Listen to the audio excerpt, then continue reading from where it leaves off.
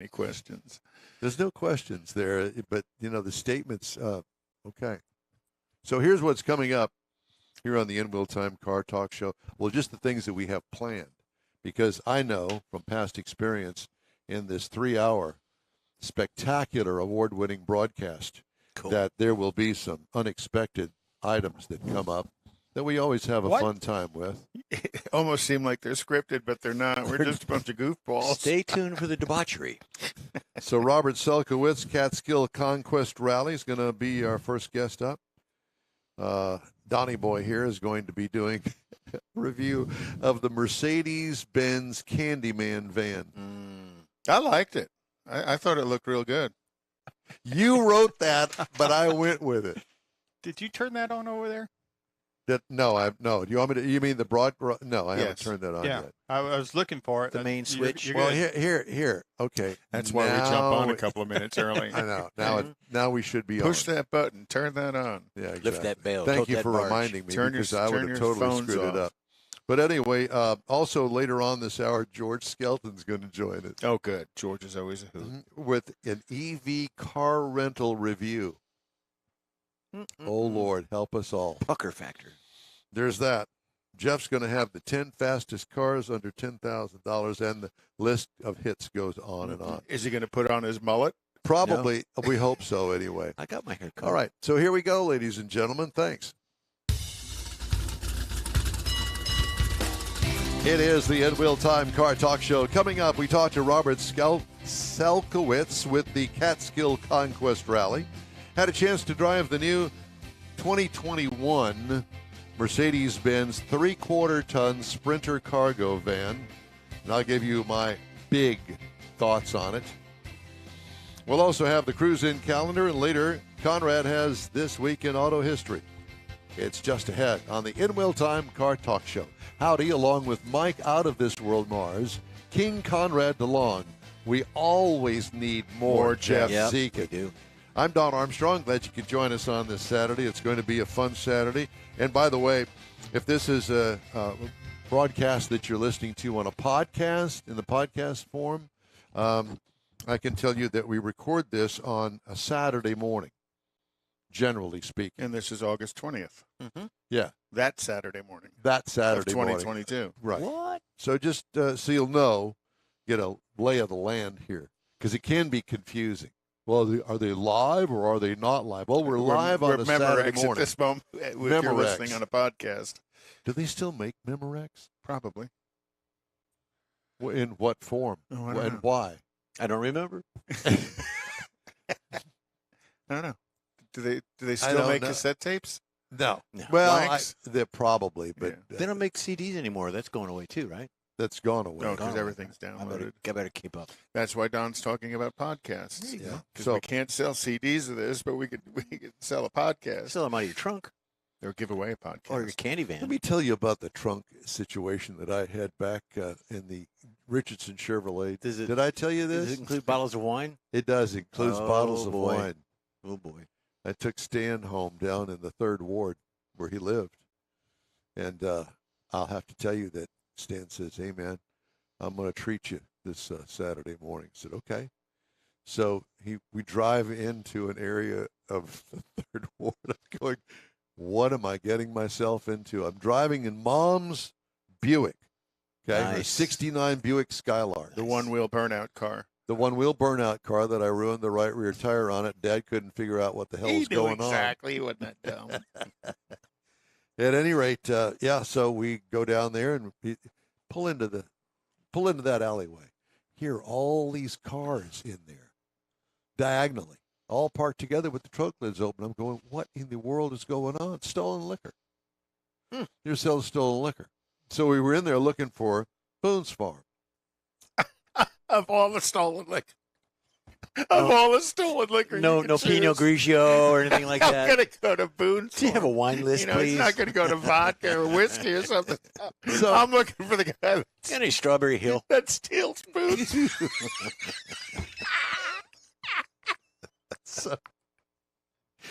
This is a Don Armstrong story. Can it be anything other than that? So that nobody had any. They had everything Because they else. stole it all.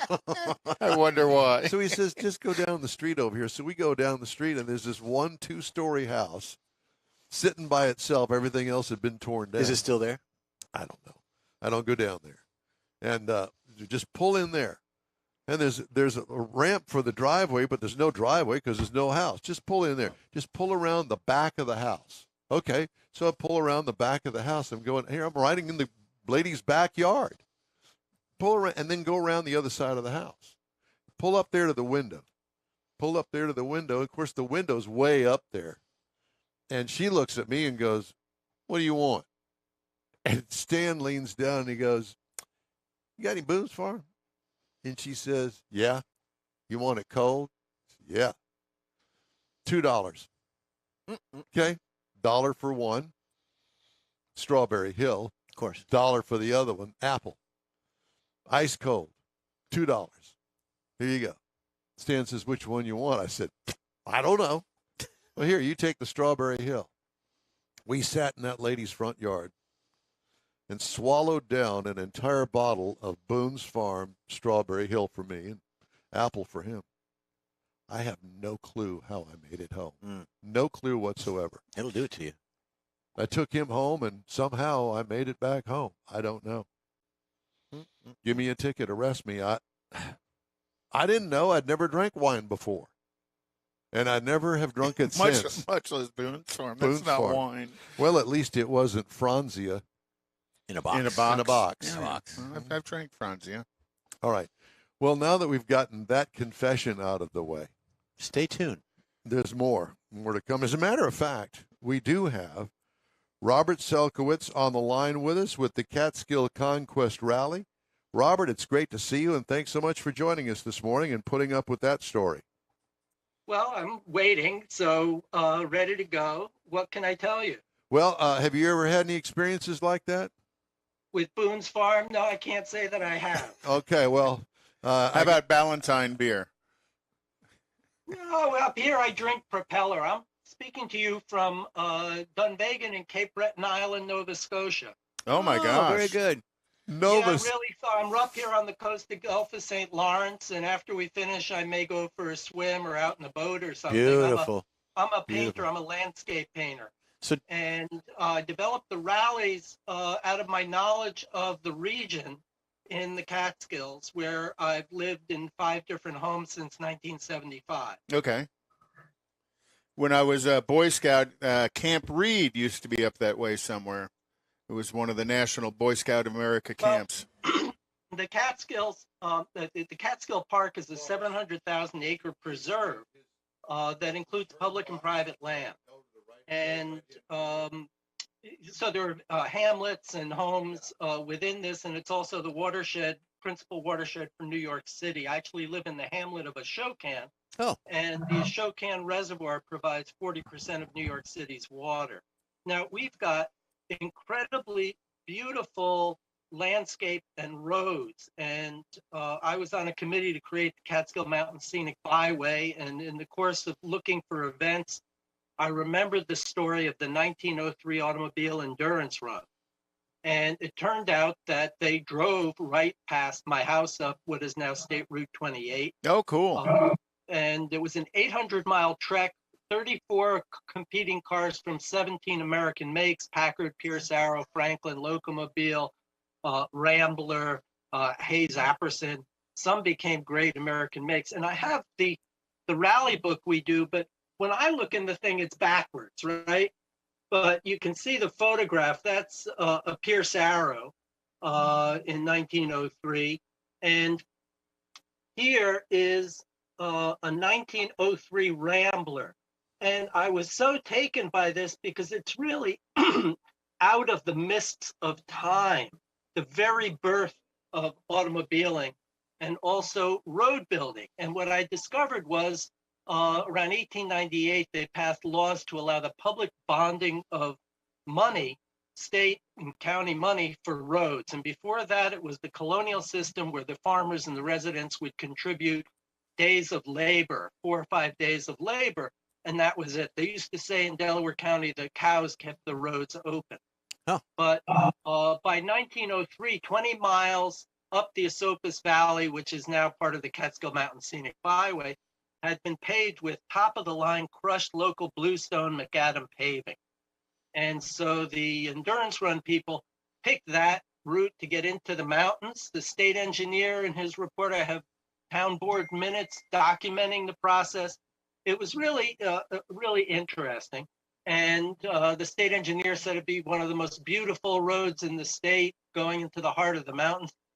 But the interesting thing was the second day, on October 8th, 1903, they left Pine Hill and crossed into Delaware County, and Delaware County didn't believe in engineers and taxes, so they hadn't done anything with their roads. And a deluge of 6 to 10 inches of cold, wind-driven rain came down on those early cars, Wow. which didn't even have windshields, let alone tops. That'd slow you down. It was a debacle, and because it was so interesting, the media coverage, there were 125 people taking part in this, observers. There was the competition was about reliability. So if you were, late or delayed, you were penalized. And there was one woman who took part, and her name was Edith Riker, and her husband was Andrew Lawrence Riker. And he'd been famous and made wealthy by producing electric cars and trucks in the 1890s. Winning races. I mean, now in the history of electric cars, he's a significant figure. But because she was the only woman, there was fascination on the part of the media. And so she was quoted, and they made it all the way to Pittsburgh, 800 miles. And she'd be interviewed, and she was like Teddy Roosevelt. She was delighted. It was really amazing. And I was able to reach their grandson. Oh, cool. I asked him what they were like as people, and he didn't know because they'd passed before he was born. But he said his mother donated all the locomobile archives to the Bridgeport Public Library. So I contacted them and was able to get a hold of the photographs. And then all of the newspaper accounts and magazine accounts, like what I'm holding up is an issue of the automobile. There were 2 issues devoted to the rally, and historical wormhole for me. And I felt I got to know some of the participants as people. And Richard Riker, the grandson, actually came out from Oregon, where he's a cartographer, rented a car and drove our rally 2 or 3 years ago. So I'm here to promote the 6th annual Catskill Conquest Rally. And the associated rally. I do a Catskill Covered Bridge rally also this year, and I've expanded to do a Schoharie Turnpike Catskill Clove rally, which we held in the spring. And they're just for the pure enjoyment of driving really beautiful rural roads. Delaware County was the largest butter producing county in the United States in the 1880s. Dairy farms, the hills, the roads. And what I've really developed is a real respect for the infrastructure investment in the roads. And through my new Schoharie Turnpike rally, I've been reading some early history, a book written in 1837 that says that the Schoharie Turnpike was actually founded along a Native American and Indian footpath. And I'm realizing that the roads that they traveled in 1903, it was 800 miles from New York to Pittsburgh by way of the Catskills, Binghamton, Buffalo, Erie, Cleveland, and then Pittsburgh. And that route that they took through New York, which covered 14 counties in New York State, was actually a route that was used during the American Revolution to send captives to Canada at Niagara by Native Americans. So, you follow along the rivers. Our Covered Bridge rally on October 15th, we follow 13 water courses through the Catskill Mountains. Well, you kind of answered one of the questions I was about to ask on your Covered Bridge rally, if that was going to be hopefully in the color season as you guys get the fall color change. And apparently, it's beautiful. Even the Catskill Conquest, we're running on September 24th. And, there's a difference in elevation when you go up into Delaware County from Ulster County.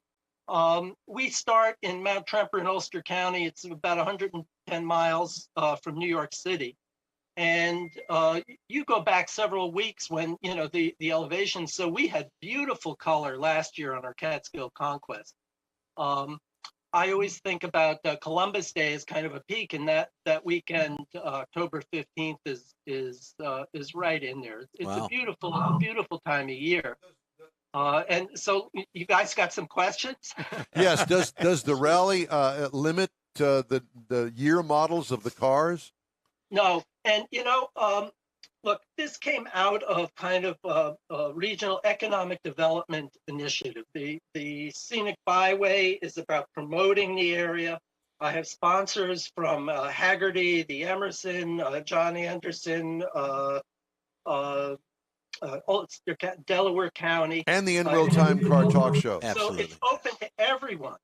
And it cuts across all demographics. I've had everything from 1913 Maxwell up through rad rods, hot rods, sports cars, the Vintage Sports Car Club of America. I get a lot of entries from them. And we have the Corvette Club, Cadillacs, we had the Mercedes Club. It's How many cars do you have signed up right now? Well, this year, because I've already run 2 rallies in the spring, I'm running low. So I probably just have, maybe half a dozen. But we had 54 cars, 47 cars. I limited to 60. I'm expecting maybe close to 50 cars by the time it happens. And I make it affordable. Okay, so we do a catered breakfast. There's a rally book. We have a wonderful Liz Cruz cartography. We do full color, beautiful maps. Nice. 2-sided maps. And How much does it cost to enter the rally?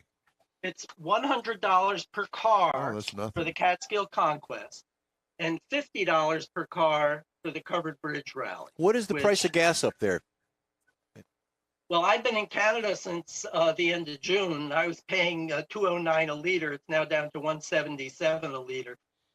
It's under $4. It's coming down, thankfully, and it's so the whole route. I vary it each year, and we coordinate with the Cauliflower Festival in Margaretville is on our route. It's on the Scenic Byway, and we visit the Franklin Railroad and Community Museum, Hanford Mills Museum, which is a 175-year-old working water-powered sawmill. How many miles does it take in? About. From Mount Tremper, which is 18 miles west of Kingston, up the Hudson Valley and into the Catskills, we run to cross the Susquehanna River at Unadilla, and that's about 75 miles. And then I'm varying the route coming back, so it's like 96 miles coming back, so it's like 170-mile round trip. So do you do it all in one day? It's one day, and people, we have lists of accommodations. We have a website at 1903autorun.com. Yeah, I've already posted it on our social media. .com. Oh my gosh, I can only imagine the beauty of all of that. That would be one of those deals where rent a trailer, put the Corvette in it, drive it all the way up there, and just do it, even if it's only a day. Oh, it's going to be some breathtaking drives. It's beautiful. Well, I had, Restomod 37 Cadillac come up from Florida. Nice. Beautiful. For the Schoharie Turnpike. I had a Porsche drive in from Iowa. Porsche Boxster drive in from Iowa. I have people come down from Canada. We get people from the surrounding area and states. And once you're in the area, that's, it's really a beautiful region. Yeah, it's a beautiful region. And I'm a landscape painter. I've done books for the Catskills, the Adirondacks, and up here in Cape Breton Island. And my books have used maps to show where the paintings were done. So I call it a painter's path through the Catskills or the Adirondacks. And because of that, I knew there was potential for this. And I'm a car guy in the sense that I love driving. I've had some interesting cars, practical vans, as an artist. But the experience of driving a beautiful road with smooth pavement is really, it's one of my comments from a participant with a 1962 Ferrari 250 GT was it was the best day he ever had with his Ferrari. Well, And- because of the smooth roads. I'm convinced Well, that driving, Yeah, it's like if you love your car, these are the roads you would most love to drive on. we need to introduce him to the Lilienthals who live in Oregon and have them all connect up because they would love this. They'd be all over this. Yeah, absolutely. And you would enjoy them as well. Listen, we're running out of time, but Robert, it sounds like an absolutely fabulous time up there in the Northeast. And we would love to join you, but we are kind of through your description joining you, and we've got you posted on our website. And we invite our listeners that want to attend, go to our social media and register. Yeah, 1903autorun.com. There are the entry forms and the flyers on there. I'm kind of low tech, so there's an entry form that you can print out and you fill it in and send me a check to Historic Automobile Endurance Runs LLC. And I look forward to seeing you. Well, thank you so much. We appreciate the time you spent with us today. Let's stay in touch, and hopefully you'll have more of these, and one of these we can make it up there. Well, the website has a lot, and the history is really really fascinating. Robert, it's a Thank you. pleasure. Thank you so much. We appreciate you. Robert Selkowitz, the Catskill Conquest Rally. Nice. Hey, you're on the In Wheel Time Car Talk Show. If you'd like to get in touch with us, shoot us an email. The address is info@inwheeltime.com. I wonder how far he is from Oak Island since he was in Nova Scotia. Oh, Lord. That's another story for another day. Time now another for the show. cruise-in calendar. How about that? There you go. So tonight is the Meat and Bowl in Humble off of Wilson Road. Meat Weather and permitting. Bowl? Meat and Bowl, Weather BOWL, permitting, yeah. bowling alley. Cypress, the West Houston Vintage Car Meetup at the Twisty Treat off of Fry Road in The Cypress. Twisty At the Treat. Twisty Hey. Treat. Weather It permitting. starts at 7 p.m. Yeah, weather permitting. No Bring kidding. your galoshes But I'll be glad to cancel all of this just to continue to get some rain at this point. and they get a Also tonight at 7 p.m., M&S grand opening car meet off of Signet in Houston. Just an open cruise in. Smooth nights in Texas at the Boot Barn in Livingston, Texas. Y'all come on down to the Boot Barn in Livingston. Jeff and I went to our own version of the Boot Barn down at Armadillo Palace. Not together. Yes, we did. We danced really well. Two-stepping? Two-stepping. Well, step. more like three-stepping. Powell's Pasture Street Meet and Picnic in Cold Spring, Texas. Weather permitting. Weather permitting. And then tomorrow is Coffee and Cars up in College Station. Show Off Sunday at the Pizza Place in Kemah. Dirty Bay Classics Custom Car Show in Baytown off of Decker Road. Cars and Coffee Hillsboro at the Hillsboro Outlets. And Cars and Coffee at Lakewood Yacht Club. Weather This is- permitting. Well, yes, it's always weather permitting, Jeff. It's raining. But the first time they've had something car related outside of Keels and Wheels. Wheels and wheels. So they're going to do a monthly Coffee and Cars at Lakewood Yacht Club. That'd be good. Very cool. Is that it? Yep. Okay. I had a car. Well, actually, it was a house Dun, on dun, wheels dun. last week. So we're going to talk about that. The 2021 Mercedes-Benz Sprinter. You see them everywhere. Mainly Amazon-style delivery vans. This thing was- Conrad made the comment. He thought you were moonlighting for Amazon. Well, last week. it's just a little bit different color blue. Not too different. You know, if you weren't really paying attention, you could confuse the two. I thought about putting some graphics on the side of it since it didn't have any the Candyman van, but With a big creepy smile on well, it. yeah, exactly. One tooth hanging out. So here's what they and come a out: teddy bear in the door. 1500, the 2500, the 3500, and the 4500. This was a 170-inch wheelbase. They make another one, it's a little bit shorter, 144. This also had the raised roof on it. This thing was massive. What size and class? This is the house class.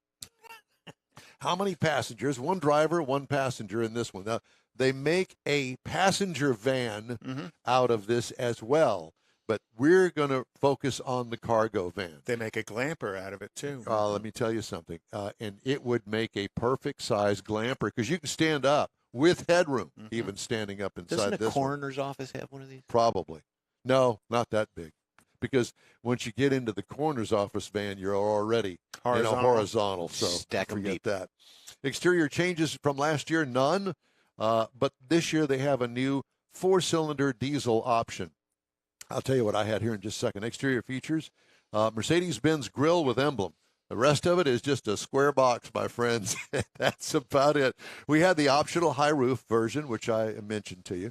What I liked, the rolling workroom in the back. Interior highlights, attractive, straightforward, functional dash. This is a commercial van. Rubber floors with a removable rubber mat insert, which snaps in, which I thought was kind of cool. Around vehicle cameras, which is an option, included a backup camera. Cargo and trunk room, that's what it all is about. Massive. Massive. What I liked, the amount of room in the back. And I say the back because this particular van that I had the optional divider that sat right behind your seat. What could use improvement? The full width partition behind the front seat limits rearward adjustability of the seat. Yeah. So I it understand. would be nice if you could adjust that back by even a half a foot, but it's locked into position. And it just snaps in there. But it is a partition. It's got a window in it.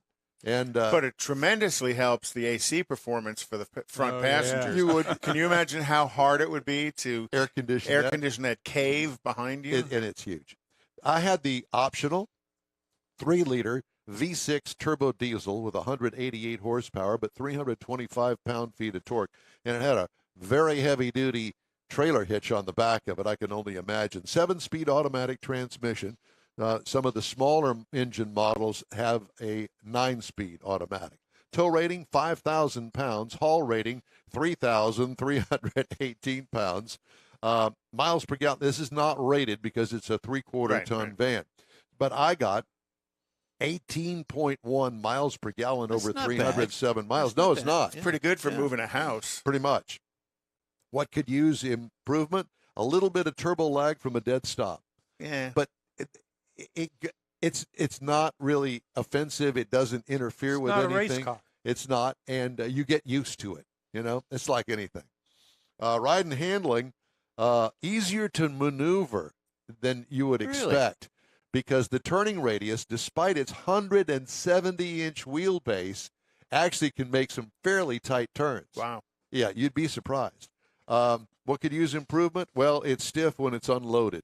But if Yeah, you're yeah, making but money with it, Most of us it's going to are, be yeah. loaded. Yeah. Plus, at the size and weight capacity of this, the usability isn't just for Amazon, which is, I would say, light loads. This thing's going to be able to handle the AC guy, the plumber, Yes, that's people that are carrying big weight along in their chassis. That's what it's made for. Yeah, don't the doors swing wide enough a forklift can put pallets Yeah, in yes, there? yeah. And actually, the hinges, there's a hinge option on it. To An To get the option doors out of the way. all the way back Okay. up against the body.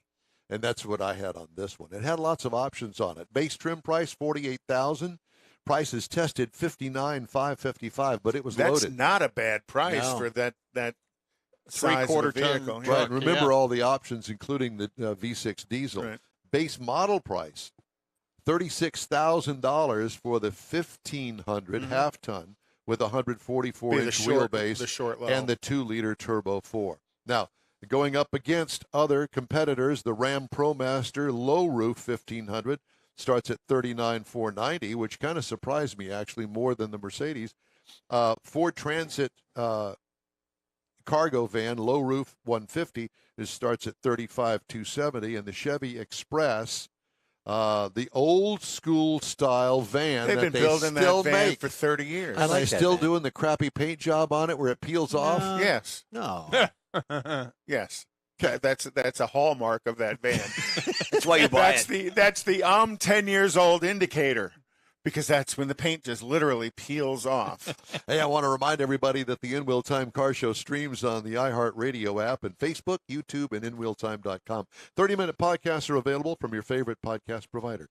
Hey, the In Wheel Time Car Talk Show continues, and I know that you're sitting on the edge of your seat. I am. Right after this quick break. Get out the permanent marker and write on your wall calendar the next Tailpipes and Tacos Cruise-In, Saturday, September 17th, 2022.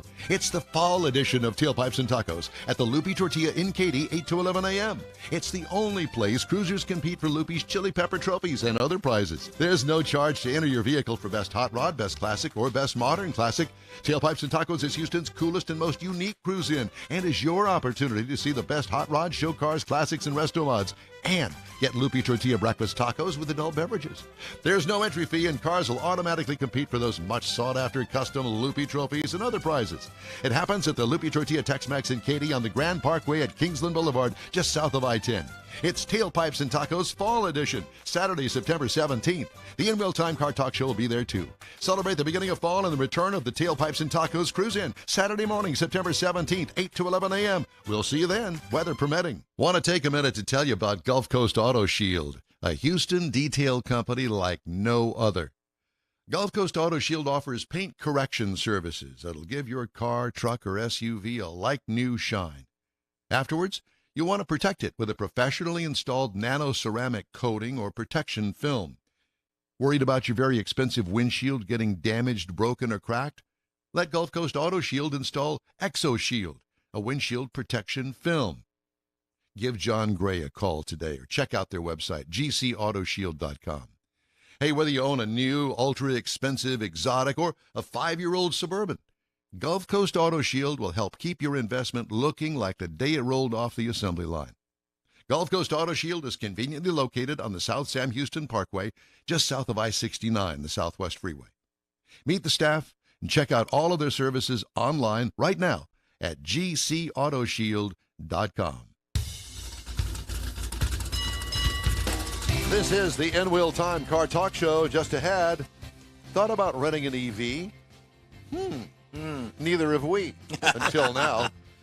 We discuss it with George Skelton, entrepreneur extraordinaire with the Hertz Company. And later, Conrad will have This Week in Auto History. And we'll get you updated on the stories making car news this week. Howdy, along with Mike out of this world, Mars, King Conrad DeLong. We need more Jeff Zekin. I'm Don Armstrong. Glad you could join us. Let's just get right to it, shall we? Joining us now, former schoolmate and Troublemaker. I thought you said cellmate. cellmate. That's probably what it should be anyway. Ladies and gentlemen, from Deep East Texas, it's George Skelton. Good morning, George. Hey guys, how's it going? Well, very well. We're proud to have you here, and I noticed that you've got the Hertz logo behind you, and apparently, Hey, I got it all, man. I see you got your awards out there too from the Taco Writers of Texas. that's exactly right. It is.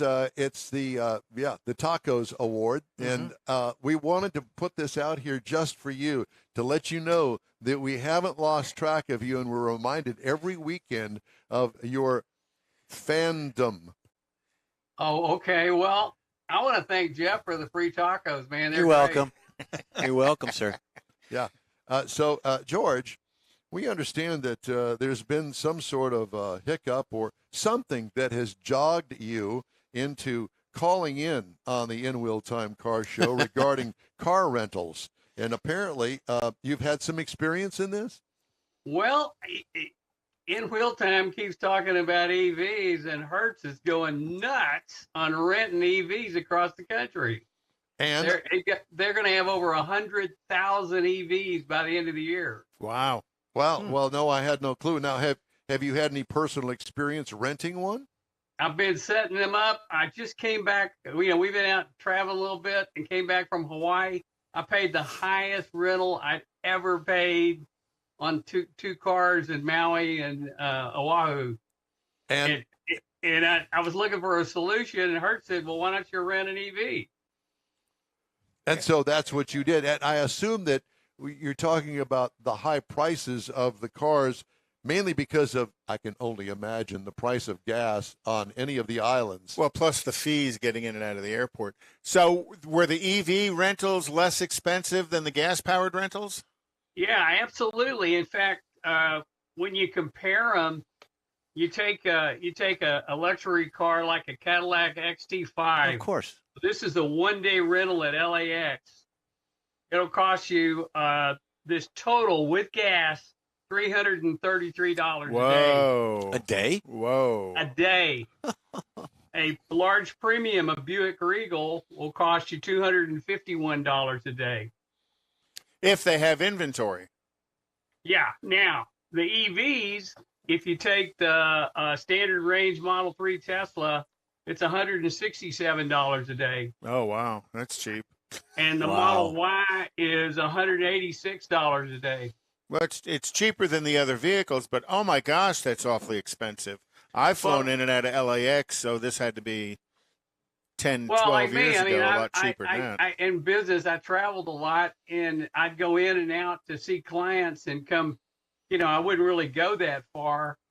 And so I could save $7,500 a day on my expenses by renting the EVs rather than renting the gas. Did you have any difficulty plugging in and charging?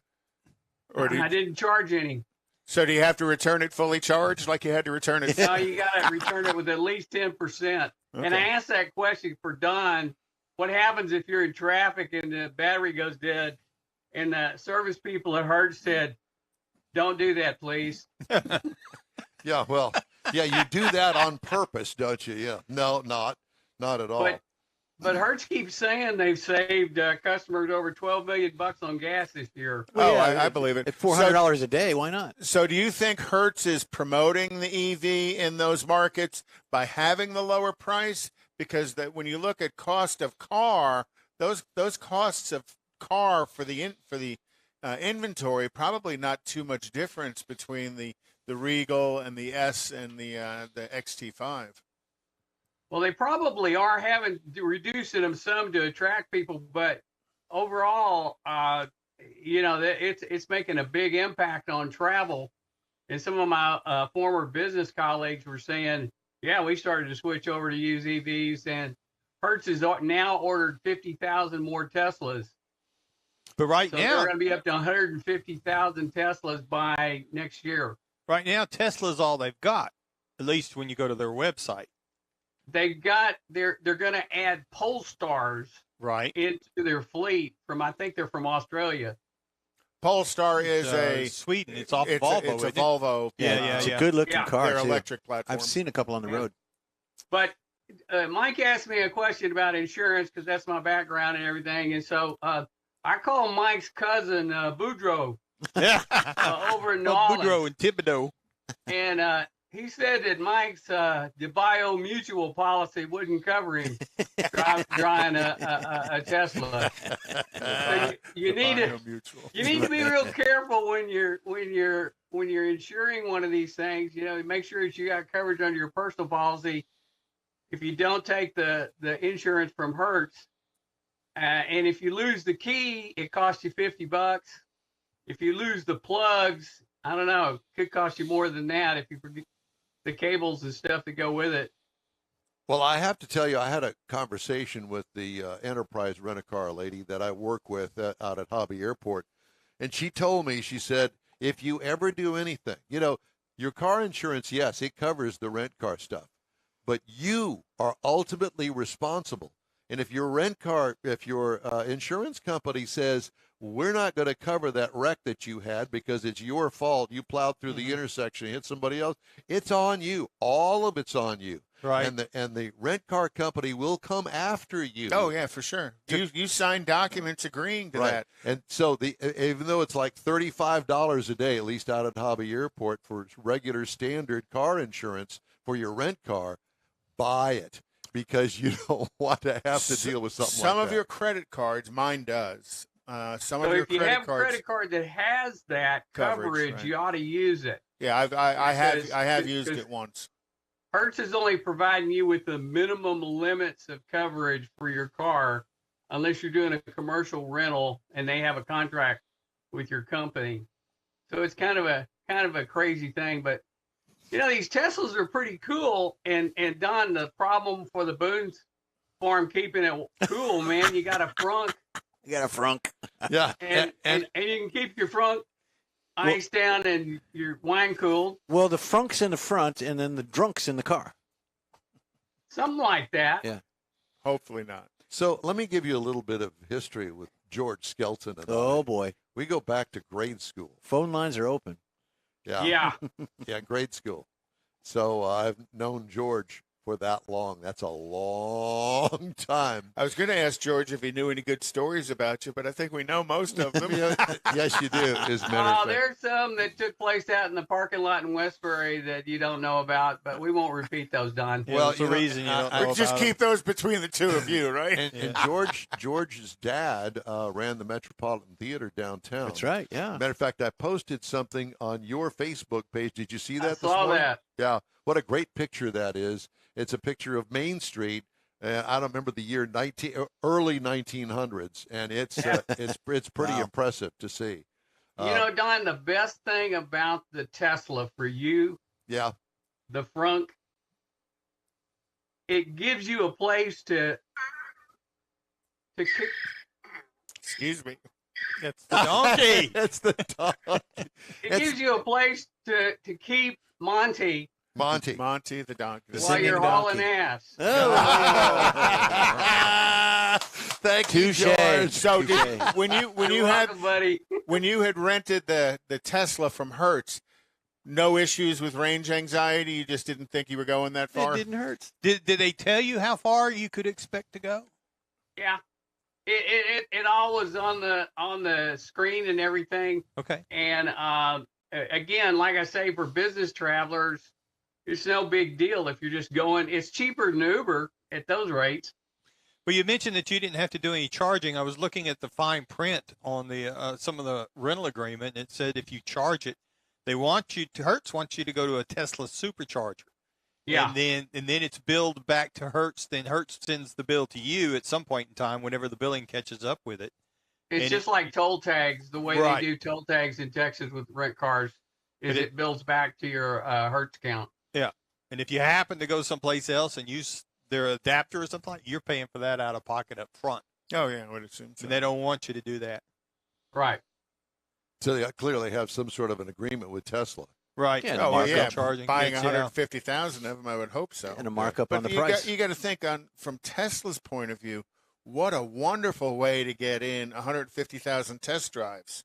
Here's absolutely. an opportunity to give people a taste of what it's like to drive either an S or a So, George, when you had yours, did you X. get in the back seat and let it do the autonomous driving for you, or no? No. I would assume they had that turned off because that is something they Yeah. can turn off. None of those had autonomous driving. There might have been some of the higher end ones, but I didn't see any. They're basically standard rear wheel drive Teslas. Well, George, you know that there was a big announcement this week. You probably already know since you're a car buff that Dodge debuted their Charger Daytona SRT concept. Sweet. That is all electric, and it is really something else. And we're going to have a guest from Dodge on the show here in another hour and a half. So, Oh man, I'm sick because my wife and I, we love Hemis. We've driven Hemis all our married life, and we're sick. They're not gonna build anymore. well, they have got this concept that if you get a chance, Looks pretty cool. Yeah, it not only looks cool, but it sounds cool too, because everybody is all worried about the fact that they won't have the noise from the Hemi, sound. but they have got that figured out, and that comes with the car. Called Fratzonic. Fratzonic, yeah. They've And- got. I asked them to add the Monty app Well, to the Tesla for you, Don. Well, apparently, I struck a nerve with the Monty interview with Pinky, the mom. Nice lady. Yeah. Yes, very nice lady. And it's been a hit. So I didn't plan it that way. It just turned out that way. But it's always good to And have she's Monty. a car person. She is a car person. Yeah, So exactly. if you could get Stan and Monty together, I think it'd be really cool. It Oh, would. yeah. Yes. There's no doubt Get about it. Pinky to bring Monty to Tailpipes Tailpipes and and tacos. Tacos. Yeah. Yeah. Well, George, it's a pleasure and an honor to have you with us today. Thank you. Are you back home? Oh yeah. You're back home. for a little while. So where are we going to get together for a cocktail? Hey, I Oh, was boy. gonna rent an EV and come down and see you, but there's none in Temple. Yeah. That's Well, kind of what started this conversation. Is that was, where it went? Could you get from Temple to Houston with a rental Single EV? charge? Yeah. It's 160 miles to Sugar Land, and it'd be pushing it, and depending on the model of the car. Yeah. You definitely couldn't get here and go back. Well, you could plug into the Right. studio and then drive back in 3 more weeks. Yeah. But Yeah, plug there's it no in. EV chargers at the Spots Brewery, so that's out. Yeah. It would have to be Buc-ee's. Buc-ee's. And I think that they're working Oh, on. yeah, there's one out at Katy, I guess. Are they Yeah. doing supercharging at Buc-ee's? I think that they're working on the whole it'd charging be genius network. for them because they Oh, want yeah. people to come in and spend a half hour anyhow. They Yeah. just build a bigger Buying the Buc-ee's. beaver nuts and using the restroom. That's a great idea for them. Beaver nuggets. But that's the biggest problem in Texas is the charging. It's no question about it. Not beaver nuts. I just wanted to. It's at the other end. I guess just with wanted the to make sure that with we were that clear with that. with the adapter though, I guess you could go to like a Walmart or someplace that's got the supercharger and use it. 2 different ends, Conrad. In my area, there's only one charger at the GMC dealer that's a supercharger, and that's within a 75 mile range around Temple. Oh wow! I'm surprised the Nissan store doesn't have a charger. They don't Nissan, he's the Nissan, Okay. Garrett Shelton. and I know that the Kia stores generally have a charger as well, just from the stores that I call on. Yeah, they sell the product. That they have a EV charger as well. George, give Twyla our best. Thank you. Thank you, gentlemen. Thanks for joining us. Thank you, George. Yeah, Congratulations always again a on the pleasure. award. Yes, well, listen again. Thank you very much for our wonderful In Wheel Time Show 2022 Loopy Taco Award. Our Thank you. remote co-host. Yes, exactly. So we'll talk to you soon. Thanks again. We appreciate you, brother. Okay, Take see care. you guys. George. Thank George. Nice guy. Gotta love George. Always You gotta fun. love George. Yeah, most definitely. Generally, always well prepared. You know, he Yeah. had his Monty the Donkey sound effects. Yeah. You know. Yeah, the Hertz The logo Hertz in the behind back. Yeah, it. you had the in-wheel time logo there. Yeah. Anyway. All right, time now for This Week in Auto History. What? Charles Yount in 1901. Yount? and Yount. Y-O-N-T. Oh, Yount. Okay. In M-O-U-S-E. 1901, and W.B. Faulkner completed the first automobile trip to the summit of Pikes Peak, Colorado. In that thing? In 1901, in that thing. That is a 1899 Locomobile steamer. Climbed the 14,110 feet. Quite a little feat for that little vehicle. It took them like 9 hours to do it, where now they do it in less than 7 minutes on the Pikes Peak hill climb. In 1911, the electric starter was patented by Charles Kettering, who at the time was working for General Motors, a prolific inventor. And he had received that patent as an electric starter motor for the automobile. So all of those people that were out there cranking them and dislocating their shoulders and stuff. Thank you, Charlie. Yep, no kidding. Thank you, buddy. In 1937, Harvard University in Cambridge, Massachusetts became the first university to offer graduate study course for traffic engineering. You can see what they did. Don, you know that picture. That looks like the Pierce Elevated, actually. Actually, no, KDS. that is 610 headed south into the Galleria area. Okay. All right. I there- probably took And it. that's closed this morning. Yeah, there Is are it- several cooperating firms and organizations that assisted in creating the syllabus and training materials for this class at Harvard. And I think they were a complete failure, like most everything else that comes out of Harvard. There you 'cause they go. don't do squat for traffic. That's you Diddley know, Squad. Or Diddley Doodly Squad. In 1965, But my girl is red hot. the Ford Bronco was released. The original Bronco was a 4-cylinder only. Yes, I, I knew didn't know that. And then it wasn't until like 68, 69 That they when put you can the- order the V8 The in it. 289 in it. 302. And later Was on, it 289? I thought it was 302. Either way, the same V8. they come with OJ after a while. That was the next generation Bronco. In 1966, the first Chevrolet Camaro drove out of the manufacturing plant in Norwood, Ohio, along with a mullet. The 1967 the mullet contest today. They're going to announce right. the winners later on today. We ought to have them on. The Camaro Coupe was I got named. mine in the closet. I just got my Boy, I'm haircut not this going to go past week. there. The Camaro Coupe was named just weeks before production because its original name was what? Oh. As a prototype, it was Panther. Yeah. And then they came out and called it the Camaro, which is French for comrade, pal, or chum. The Camaro was quite a hit for the public, sporting a base price of $2,466 with the inline 6-cylinder and 3-speed on the tree. But you can get it all the way up to a 396 cubic inch big block V8 with a 4-speed or an automatic. There you go. Pretty good range. In 1985, Yes. was the last episode of The Dukes of Hazzard. Oh, really? It concluded concluding a successful 5-year run with Bo, John Schneider, Luke, Tom Wopat, and Daisy, who was Catherine Bach. And the star of the show were her Daisy Dukes and the General Lee. God, she was hot, wasn't she? Whew.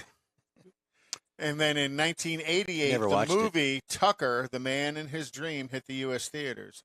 The film, directed by Francis Ford Coppola, starred Jeff Bridges as Preston Tucker, the businessman and auto designer behind the iconic I never saw Tucker. that movie. I haven't either. It's all right. I've seen parts of it. And I don't catch it very often on TV. No. I don't, not like some of the other movies you catch all the time. I on TV. assume that Netflix would have it. Yep. You could download I think it. they I do. think it'd be worth watching, but I never did. Yeah. I don't pay money to go to the movies. No. And that is This Week in Auto History. All right. There you Well, go. thank you very much. They call them another name for the mullet. I heard it this morning. The Camaro Wisconsin waterfall. Hey, you know what, Mike? There's a lot of them up there, too. I got Can my promise haircut you this that. week. This past week, I got my haircut. Both How do of you want it cut? I said, make me look sexy. And she started drinking. Shots of tequila for everybody. Shots of anything. Yeah. Penicillin. Have you had your shots? I haven't had a shot in a while. Distemper? Distemper shot, yeah. You have toppers on your Ritas. We were talking about EVs with George, and one of the things that is interesting this week, EVs are all the hot topic. Oh, yeah. And shunning the near silence of traditional EVs, the Charger Daytona SRT concept that was debuted this week is outfitted with an industry-first exhaust system for an EV, the brand said. The sound, which can reach 126 decibels and is as loud as today's Hellcat-powered vehicles, is sent through an amplifier and tuning chamber at the rear of the vehicle. Dodge is calling this patent-pending feature the Fratzonic chambered exhaust. Names such as Hemi, Hellcat, and Red Eye that define Dodge muscle will give way to a new standard bearer of speed, Banshee. Oh. When the Brotherhood of Muscles goes electric in 2024, Dodge said the concept's 800-volt Banshee propulsion system will be the brand's new pinnacle of performance. The concept sports Banshee fender badging as well. The design boasts the patent-pending R-wing in the front end that allows air to flow through the front opening, which would traditionally be the grille, enhancing downforce. So it's kind of like those prototype cars on IMSA's circuit where they take the air, run it up over the top of the hood through the grille to create front downforce on it, which I thought was brilliant. Dodge says the R-Wing pays homage to the original Charger Daytona design in 1970. With the nose cone and the huge wing. The Charger Daytona was the first vehicle to break 200 miles an hour on a NASCAR track. The Fratzog logo that Dodge showed at a teaser for the EV concept last year appears as an illuminated badge on the grille of this one. The Fratzog was used on Dodge muscle cars. I did not know this, from 1962 through 1976. Yeah, it's kind of a rectangular with like a 3 part cut in it. All I could think of is a rotary engine logo. Yeah, not quite, but yeah. Scott Kruger, head of Dodge Exterior Design, said we didn't want people looking at this car and seeing a retro design. Dodge said the drivers can press a button on the steering wheel to select auto, sport, track, and drag modes that instantly change the driving dynamics, display graphics, sound, and interior lighting, kind of like today's Hellcat. The 12.3-inch center screen is the largest featured in a Dodge and is angled nearly 10 degrees toward the driver. The company says the 16-inch instrument cluster is curved, creating a cocooned, driver-focused feel. The car, which has standard all-wheel drive, is a hatchback and has a panoramic glass roof. We're going to show pictures, and we're going to talk to one of the Dodge spokespeople coming up at the top of the 10 o'clock hour this morning. Tim Kuniskis, who's head of Dodge, likened the industry shift to electric vehicles to the space race of the 20th century. Dodge is joining the fray with its own flair. It's sort of like a capsule, encapsulated in it. Inside, yeah.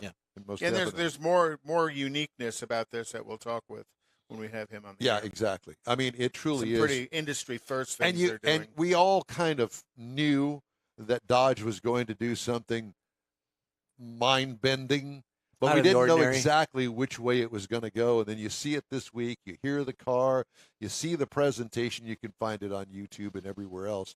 It is truly remarkable. Mm-hmm. And there is some historical look to it. Correct. Just but faintly, but you could pick, to me, because I saw a 68 Charger in the front end. I did too. You know, exactly. The way that they did that whole front end. I weep. Other news today, General Motors recalling almost 500,000 SUVs in the U.S. after the discovery of an improperly riveted seatbelt assembly in the third row.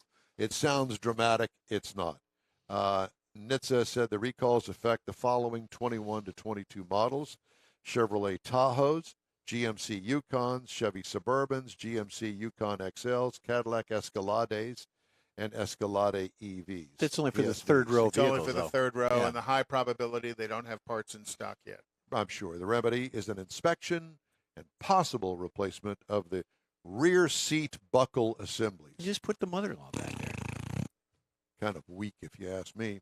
Okay, some of the other recalls this week include the Nissan Rogue Hybrid from 2017 to 2019, loss of power brake assist. Kia Optima 2012 to 2013, the headliner plate detachment that we talked about last week. Engine stall from the control unit software error in the Mitsubishi Outlander Sport 2019 to 2022.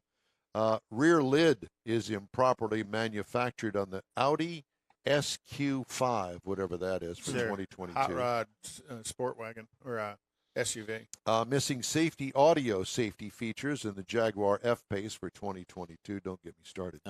Missing audio safety features in the Range Rover Velar for 2022. And the Ford Maverick for 2022. Side curtain airbag malfunction as well. All of those recalls, you can go to safercar.gov. Type in your VIN number, which you can find on your insurance card, and type it in there and find out if your car has been recalled. Okay? Very good. Okay. Nice. Going to give you some interesting news about the number of sales for EVs coming up in the next hour, and you're really going to be amazed. I know that I was. All right. Time now for a quick break. We'll be right back. You are on the In Wheel Time Car Talk Show. Get out the permanent marker and write on your wall calendar the next Tailpipes and Tacos Cruise-In, Saturday, September 17th, 2022. It's the fall edition of Tailpipes and Tacos at the Loopy Tortilla in Katy, 8 to 11 a.m. It's the only place cruisers compete for Loopy's Chili Pepper trophies and other prizes. There's no charge to enter your vehicle for Best Hot Rod, Best Classic, or Best Modern Classic. Tailpipes and Tacos is Houston's coolest and most unique cruise-in and is your opportunity to see the best hot rods, show cars, classics, and resto mods. And get Loopy Tortilla breakfast tacos with adult beverages. There's no entry fee, and cars will automatically compete for those much sought-after custom Loopy trophies and other prizes. It happens at the Loopy Tortilla Tex-Mex in Katy on the Grand Parkway at Kingsland Boulevard, just south of I-10. It's Tailpipes and Tacos Fall Edition, Saturday, September 17th. The In Wheel Time Car Talk Show will be there, too. Celebrate the beginning of fall and the return of the Tailpipes and Tacos Cruise-In, Saturday morning, September 17th, 8 to 11 a.m. We'll see you then, weather permitting. Want to take a minute to tell you about Gulf Coast Auto Shield, a Houston detail company like no other. Gulf Coast Auto Shield offers paint correction services that'll give your car, truck, or SUV a like-new shine. Afterwards, you'll want to protect it with a professionally installed nano-ceramic coating or protection film. Worried about your very expensive windshield getting damaged, broken, or cracked? Let Gulf Coast Auto Shield install ExoShield, a windshield protection film. Give John Gray a call today or check out their website, gcautoshield.com. Hey, whether you own a new, ultra-expensive, exotic, or a 5-year-old Suburban, Gulf Coast Auto Shield will help keep your investment looking like the day it rolled off the assembly line. Gulf Coast Auto Shield is conveniently located on the South Sam Houston Parkway, just south of I-69, the Southwest Freeway. Meet the staff and check out all of their services online right now at gcautoshield.com.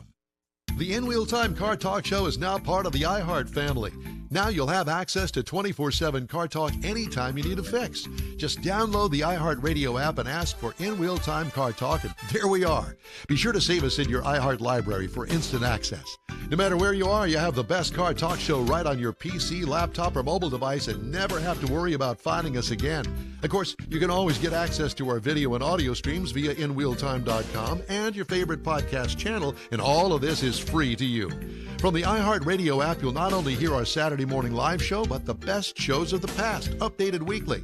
Never miss a minute of up-to-date new car reviews, pre-owned reviews, Conrad's Car Clinic, informative interviews, automotive news, and the most fun car talk show on the planet.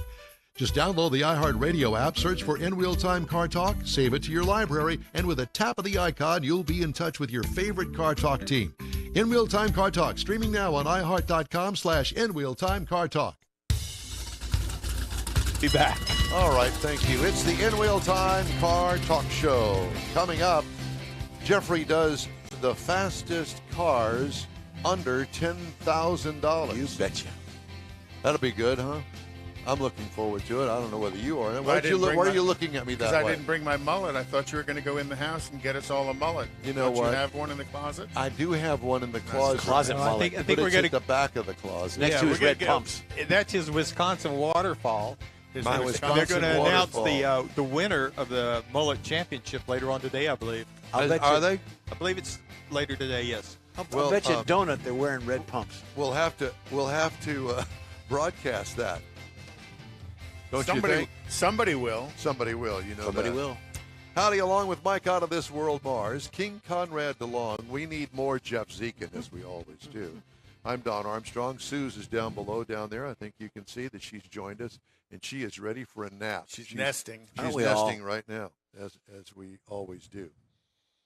Okay. You and Susie are always nesting. Nesting. You weren't nesting.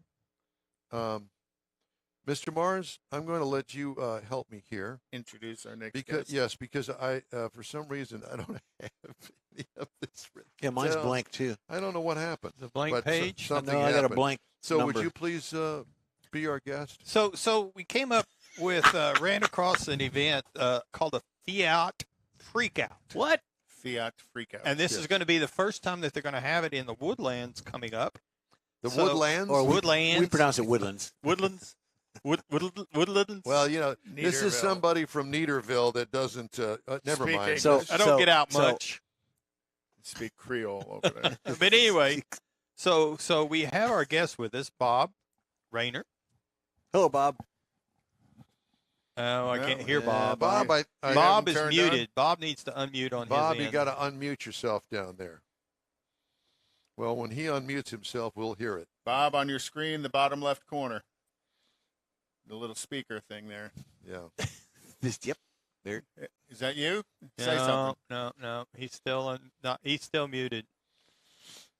That sounds like Don Armstrong had something to do with this. Well, How you doing? Well, we're How doing you doing? good. Hey. that's much How better. you doing? How you doing? Buongiorno, come sta questo oggi? Yeah. Okay. Well, good. Your video is not good, but your audio is, so we're just going to go with that. Well, now that video was just perfect until I unmuted. Oh, So we're overloading. yeah. So Let's see tell. if we can get. Let's see if we can get that fixed a second here. Because, Well, I think that Well, in the meantime, tell us about your event in the Woodlands. well, coming up here at the end of September through the first few days of October, and it will be the 39th installment of Fiat Freakout, an event which I started in July of 1983. So it is pretty darn spectacular as far as I'm concerned. And it moves around the country? Yes, it does.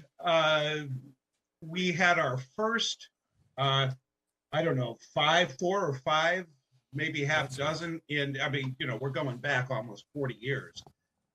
We had our first event at Pocono International Raceway in northeastern Pennsylvania, which happens to be the my backyard where I grew up in my younger years. And then we moved to Summit Point Raceway in West Virginia. We were in Poughkeepsie, New York, which, by the way, was a place where Fiat manufactured cars in the United States for several years. No, I didn't know that. Oh yeah, the Fiats were made. In fact, big luxurious cars were made there in that part of the country by Fiat back in the early 1900s. And then we've moved. Oh my goodness, we were at Disney World in Florida one year. We were in North Carolina several years, Missouri one year, Chicago a couple of times, Detroit a couple of times. So 39 years afforded us with a lot of moving around, so to speak. Well, you ought to look at one of your future events being at Hallett Motor Speedway, northwest of Tulsa, where Artonoff, he's quite well known as a Lancia. He had a collection of Lancias, and he raced there. He's since passed away, but I think it was Artuli. So it might be a tie-in for you on the Fiat side of things, but.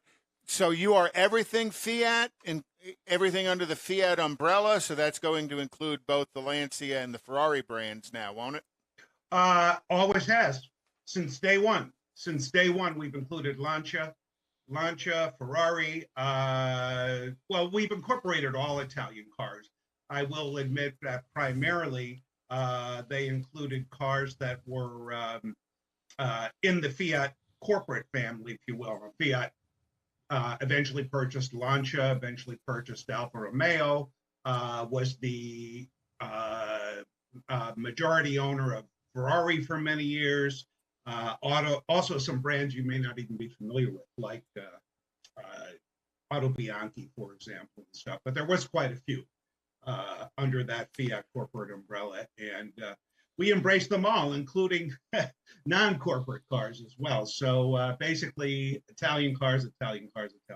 Well, good thing about you guys having that weekend in the Woodlands, they also do a regular first Sunday of the month Coffee and Cars for a Cause to support some local charities. I know Randy Weldon and the crew from Coffee and Cars with a Cause would love to host your Fiat group there as well. Well, we do have a local chapter down there, so if they do it every weekend, I don't know if they're doing it the weekend we're going to be there. No, they do it once a month, the first Sunday of the month.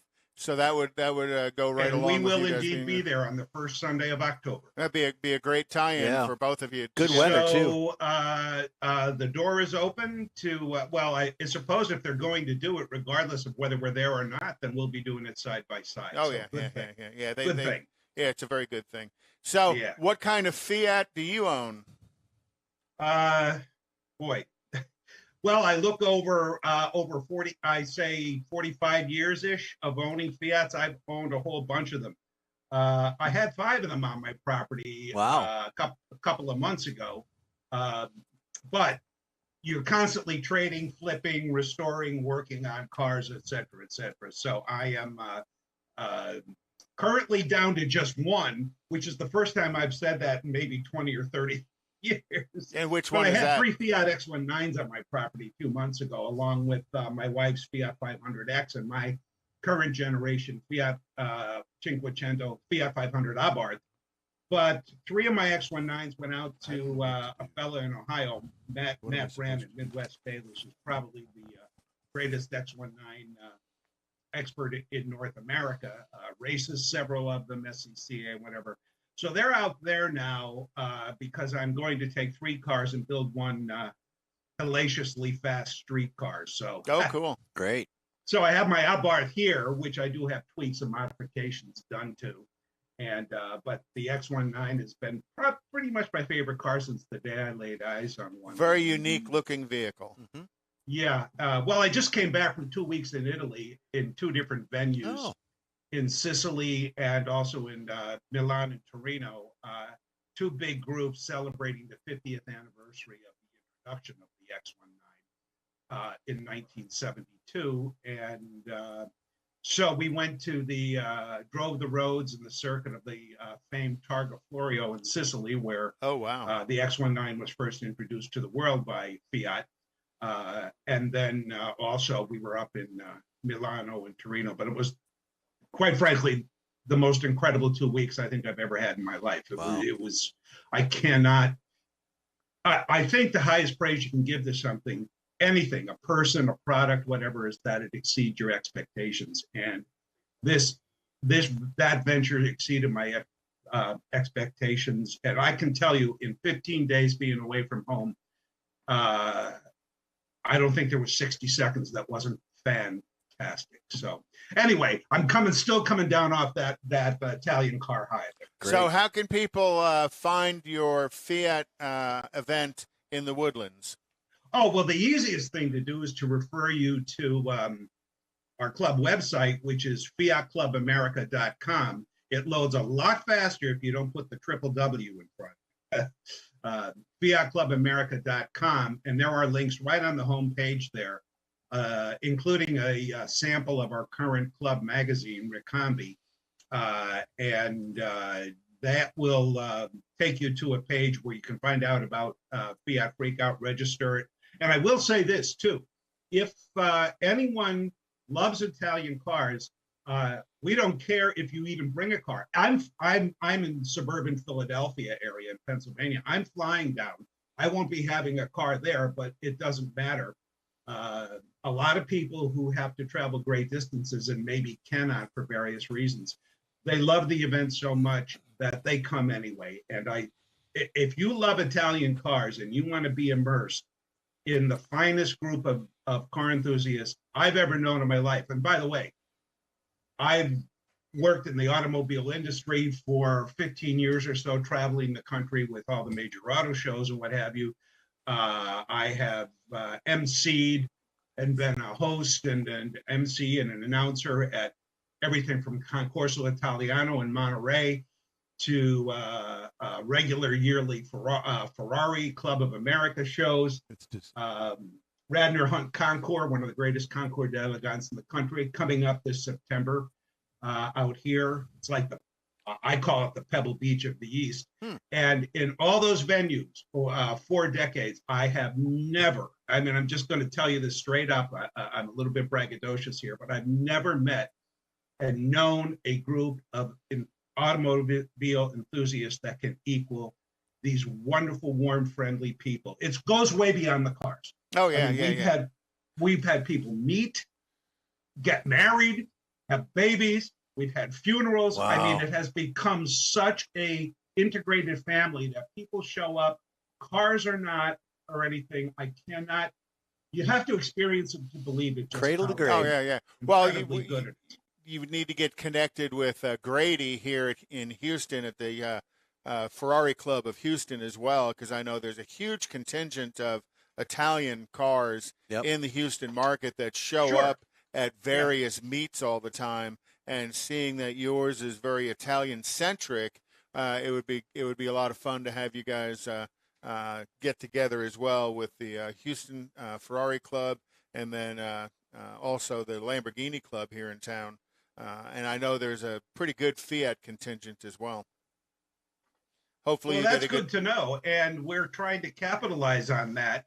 I will tell you that we're a bit surprised that, because this thing has been on the docket for a year and a half or more down at the Woodlands there in Texas, and we're surprised we don't have more local participation. I don't know why. I mean, we have fine participation. Don't get me wrong, but we know that there are people out there I don't know. Are they just maybe jaded by all the car stuff going on or something? Well, I'm not sure. Houston, there's 15, 20 car meets every weekend. Right. So, and depending on the weekend, the first of the month, generally there's a big Saturday meet somewhere for the highline, what I call the Highline cars, called Coffee and Cars. And they have a huge following of various groups, and they have generally a feature car each month, and bring in some of the real high level stuff from that feature car. Yeah, generally the first of the month, Saturdays and or Sundays. Right. Yeah. Bob, where in the Woodlands is this going to be held? The name of the resort is the Woodlands. The Woodlands Resort is where it's going to be Yes, held. Okay. exactly. Yeah. Exactly. Because the Woodlands takes up a large area, and Woodlands Right. Resort, then now I know where it is. Specifies. Right. Yeah. And we have, of course, a special block of rooms with nicely discounted rates for Fiat Club America Cool. members. And so I'm telling you, if you live anywhere, if you live more than an hour away and you want to spend a weekend, and anybody who knows anything about the Woodlands resorts knows the level of Quality. It's just Yeah, for sure. spectacular place. Well, here's a chance for you to get in and enjoy 3 or 4 days, however long you want to be there, for a cost that you probably couldn't get if you went by yourself. So you want to cash in on that. Well, plus get a chance to stop and see all the beautiful cars and meet all the fun people. Yep. The car culture is, the car culture is widespread, and lots of varying folks have passions for cars, but they all come together. Well, Bob, thank Yeah. you so much for joining us today. We really appreciate it. Yep. Well, all I can say is you're all welcome. If you just want to come out and gawk, that's fine. If you want to participate in our rallies, our drives, we have a big awards banquet. So many things going on that there's never an idle moment. But if you're just in the area and want to come and gawk, we invite you to do that too. And we've had people do that and be so impressed that they ended up saying, I want to buy one of these cars. And they go out and find one and join the club. So it's that kind of atmosphere that stimulates people from joining. So FiatClubAmerica.com. You'll see the links for the Fiat Freakout. And this will be our 39th annual one. And I have never missed one, but then again, it's my baby. I'm the founder. So Cool, very cool logo of the Texas flag armadillo. Yeah, oh, did you see that? Yes. Yeah. Anyway, so it's pretty darn good, and we're pretty proud of it, considering the fact I had my first one months after Fiat announced their pullout out of the country, out of the North American market. And believe it or not, for 25 years they weren't here, but this club continued to grow. So that in itself should be a testimonial to how cool it is. Bob, we'll see you then. Thanks so much for joining us. Time now for the In Wheel Time racing calendar, and Conrad has that. So this weekend they're in Brainerd, Minnesota. You went to Brainerd, didn't you? I've been to Brainerd.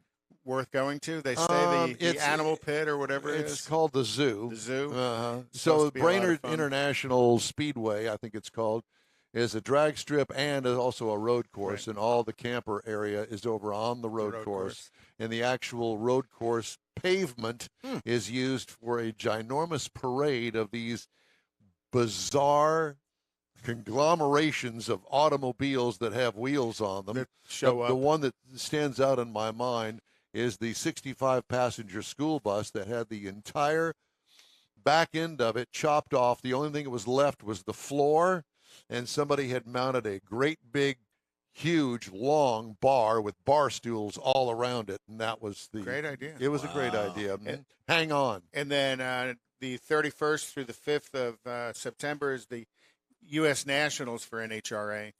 This weekend, NASCAR is at Watkins Glen Yeah. and bringing in some pretty unique drivers. Ricky Um, Bobby? No, not Ricky Bobby. Kikeman, the ex-Formula One racer, is coming in. And he's going to be Rika. Yeah. going to be driving a Camaro. So he's going to have an automatic mullet. Daytona night race is next weekend, and then Darlington is September 4th. Formula One is tell me more. Comes back the 28th of August at the Belgium Grand Prix. IMSA next weekend is at Virginia International Raceway. This weekend, IndyCar is at Gateway. And then on the 4th, they're in Portland. And Mr. Udell took a podium last time he Took ran. a third place. Yep. Driving the Mercedes-Benz GT4 car. So For somebody. Congratulations, Alex. 'Cause that's not his car. He drove it. No. But he's a hired gun, so to speak. You know, they bring him in, bring him into the team either to drive, to coach, or Train. to do some spotting and He's involved, nevertheless. very, very Mars, did involved. we get our audio problem fixed? What? Except for this one over here, but yes, sir. Okay. Didn't know he had audio. Yeah. Okay. So, what do you got, Jeffrey? No, I was going to say, can you reach the button? Yes. Okay. You ready? Well, he's going to introduce it. Time now for Jeff's Yes. review. Here we go. And it's a feature that we like to do with Jeffrey now and again. Today, he's focusing on the 10 fastest cars under $10,000. I like it. Go. Okay. Fast. So the first one, or number 10, would be the 2000 BMW Z3M Roadster with top speeds of around 160 miles per hour. This one is quite the steal. The 2000 Z3M Roadster managed 235 horsepower at 197 feet of pound torque pound. These average sounding numbers, coupled with the Roadster's 3,000-pound curb weight, gave it a superb power to weight ratio. So that's that number handled 10. like a dream. Number 9 is the Nissan 350Z. My brother has these vehicles. He loves them. Now, over 15 years now, the 350Z has been a quintessential, affordable JDM sports car. It offers the best price-to-performance ratios in the market. Not only that, but the 350Z is also stunning to look at with tons of aftermarket support, a lot of accessories, wishing to tune it up even more. Number 8 is the Mercedes-Benz E55 AMG. It's nothing short Under of an 10 grand? Under 10 grand, but it's a good car. Among used performance cars you get for cheap, it's the closest thing Europeans offered it for a true muscle car. Oh, yeah. In Euro, sending a ridiculous 469 horsepower to the rear wheels. What? V8 horsepower. That's what I was Courtesy- wondering, that this is under 10 grand. Yeah, courtesy of a 5.5 liter V8. Mhm. Nice. What kind of car is that? Mercedes-Benz AMG. E55 AMG. And it's under 10 grand? Under 10 grand. Back, Probably been ragged out. it could have been. Well, it's also serious maintenance cost comes in as the miles goes up, and that's going to drive the and price if you can down. find them. You could find Yeah. these around. I didn't realize they were that cheap. Beautiful cars. 2008 Chevrolet Cobalt SS. Turbo. Which is- yep. Followed the Dodge Neon's SRT4 conversion formula for this. Made the Cobalt not necessarily a boring car, but the Cobalt came in That's three not options. the Cobalt. What have you done, Yeah, he Conrad? backed it up. That's all right. We just there you go. Naturally aspired, supercharged with a turbocharged engine as well. So that's the 2008. Jumping ahead again, 2006 Mustang GT. No, I believe this. It's Can't say under anything more 10. about the Mustang GT. Plain old Mustang, which is of course everything but plain. A very capable muscle car. Yep. The GT is several steps ahead. The 4.6 liter V8 churns out 300 horses at 320 foot-pounds of torque. It's not a supercar number, but they are But very muscle accepting car of numbers. modifications. You though. betcha. There's a zillion mods available for It's this. a vroom. There you go. Number 5 is the 2006 Pontiac GTO. The 2006 Goat was never as great as the 60 Goat, but you have a Pontiac. There is a huge from General Motors. Really? Oh, I remember when it came out and they had one in the press fleet, got to drive Well, a fast car, but it looked like hell. Yeah, well, it was just purely a Holden they brought over from It was Australia. just awful. How could you do that to such a great name? My opinion, it had one of the best interiors General Motors ever put in a car made in America. By far the nicest seats. This, Yeah, oh yeah, yeah. By far the nicest seats. I don't know. The ugliness of the It was outside it of was it very ruined Honda it all. Accord looking, Ruined it all. but with 400 horsepower Honda Accord looking. ruined it. Yep. Okay. So But you can get one for under 10 grand. let's move on to number 4, since we've beat that one to death. Beat that goat to death. The Z28 is one of Camaro's greats. Not to say that any of the Camaros suck per se, and it's written that way. The 2000 Camaro Z28 housed a 5.7-liter V8 that pulsed out 300 horses at 335 foot-pounds of torque, which could take a speedster jet of 0 to 60 in 5.3 seconds, faster than the 2006 Mustang. So there. I had one, and it was the SLP aftermarket version. Had the chrome wheels, like that car there has. Had the chrome wheels, had the really fine exhaust system on it. Outside air induction. It looked really good. Or cold air induction. And it did real good. I had the 6-speed manual transmission in it. Mullet in the glove box. Mullet in the glove box. Okay. Throw down. Number 3 is the 1996 Corvette C4. How about the 1996 Corvette C4? Yes, that's a lot of years that went by for today's Corvette. It had a Lotus engineered 5.7-liter V8 that made 300 horsepower at 335 feet-pound of torque. That was the Z06. ZR1. Sorry, ZR1. But this, you can get this in the Grand Sport version with the higher horsepower engine. 175 mile per hour. If you're capable of doing that, it would do that. Moving on to number 2 is the 2008 Dodge Charger SRT8. These cars would be ridden hard, put up wet, lots of miles under their belt. It's still a Mopar.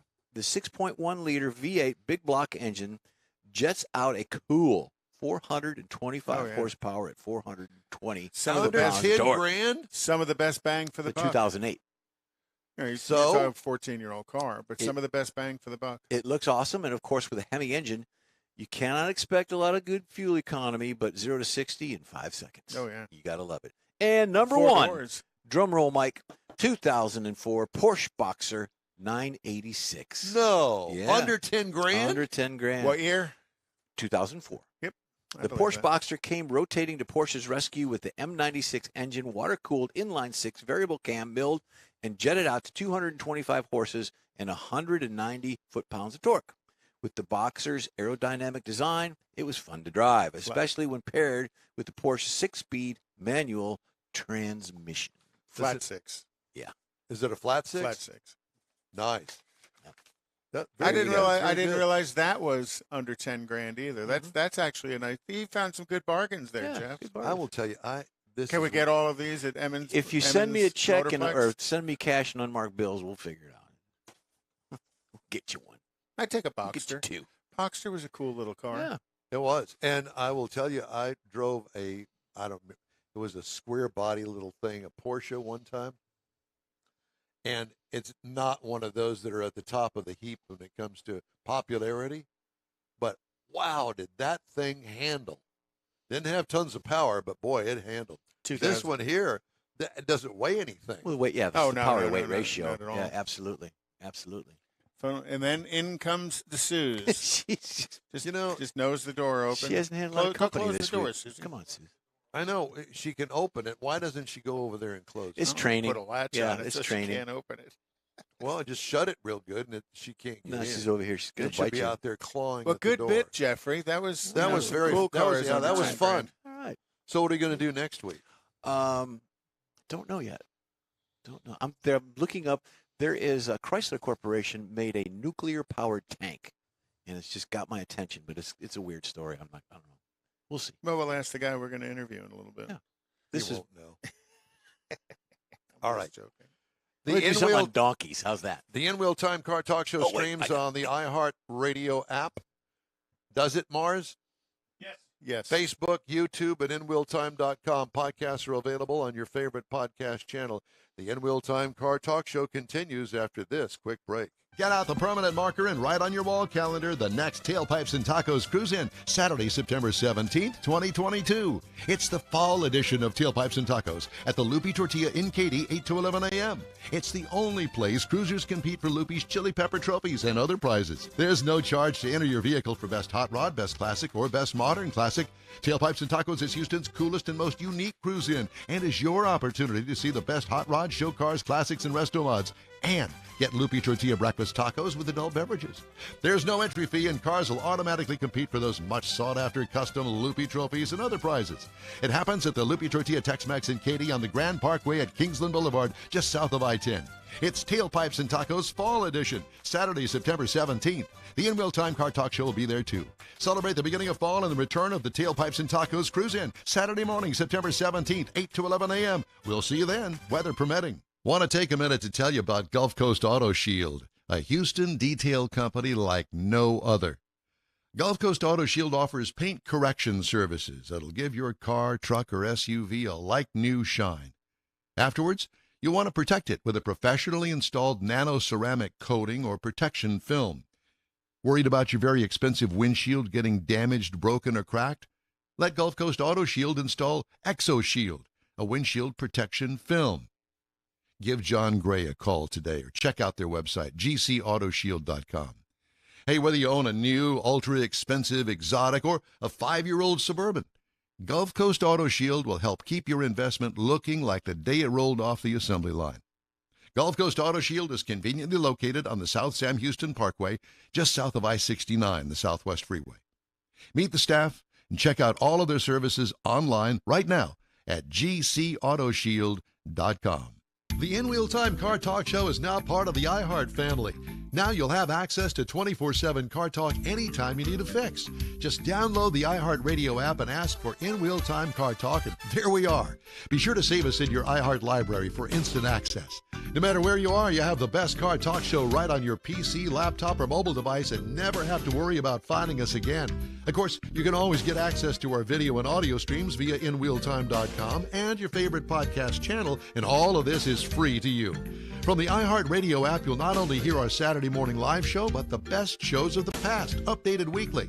Never miss a minute of up-to-date new car reviews, pre-owned reviews, Conrad's Car Clinic, informative interviews, automotive news, and the most fun car talk show on the planet.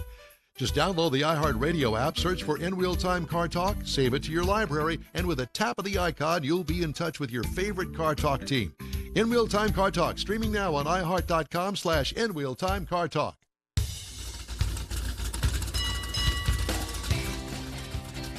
Now in its 100th year, it's the In Wheel Time Car Talk Show, and we're still trying to get it right. Just ahead, we're going to have a little free talk. What? Free talk. You know what that is? That's where it doesn't cost us anything. Okay. We don't have to worry about some banged up old internet thing that doesn't have a picture on it. Oh my. So we're going to make this work. Later on, we're going to have Conrad's Car Clinic, and we'll also have this week's Auto News. Howdy. Along with Mike Out of This World Mars, the librarian down there. King Conrad DeLong. Don't shush me.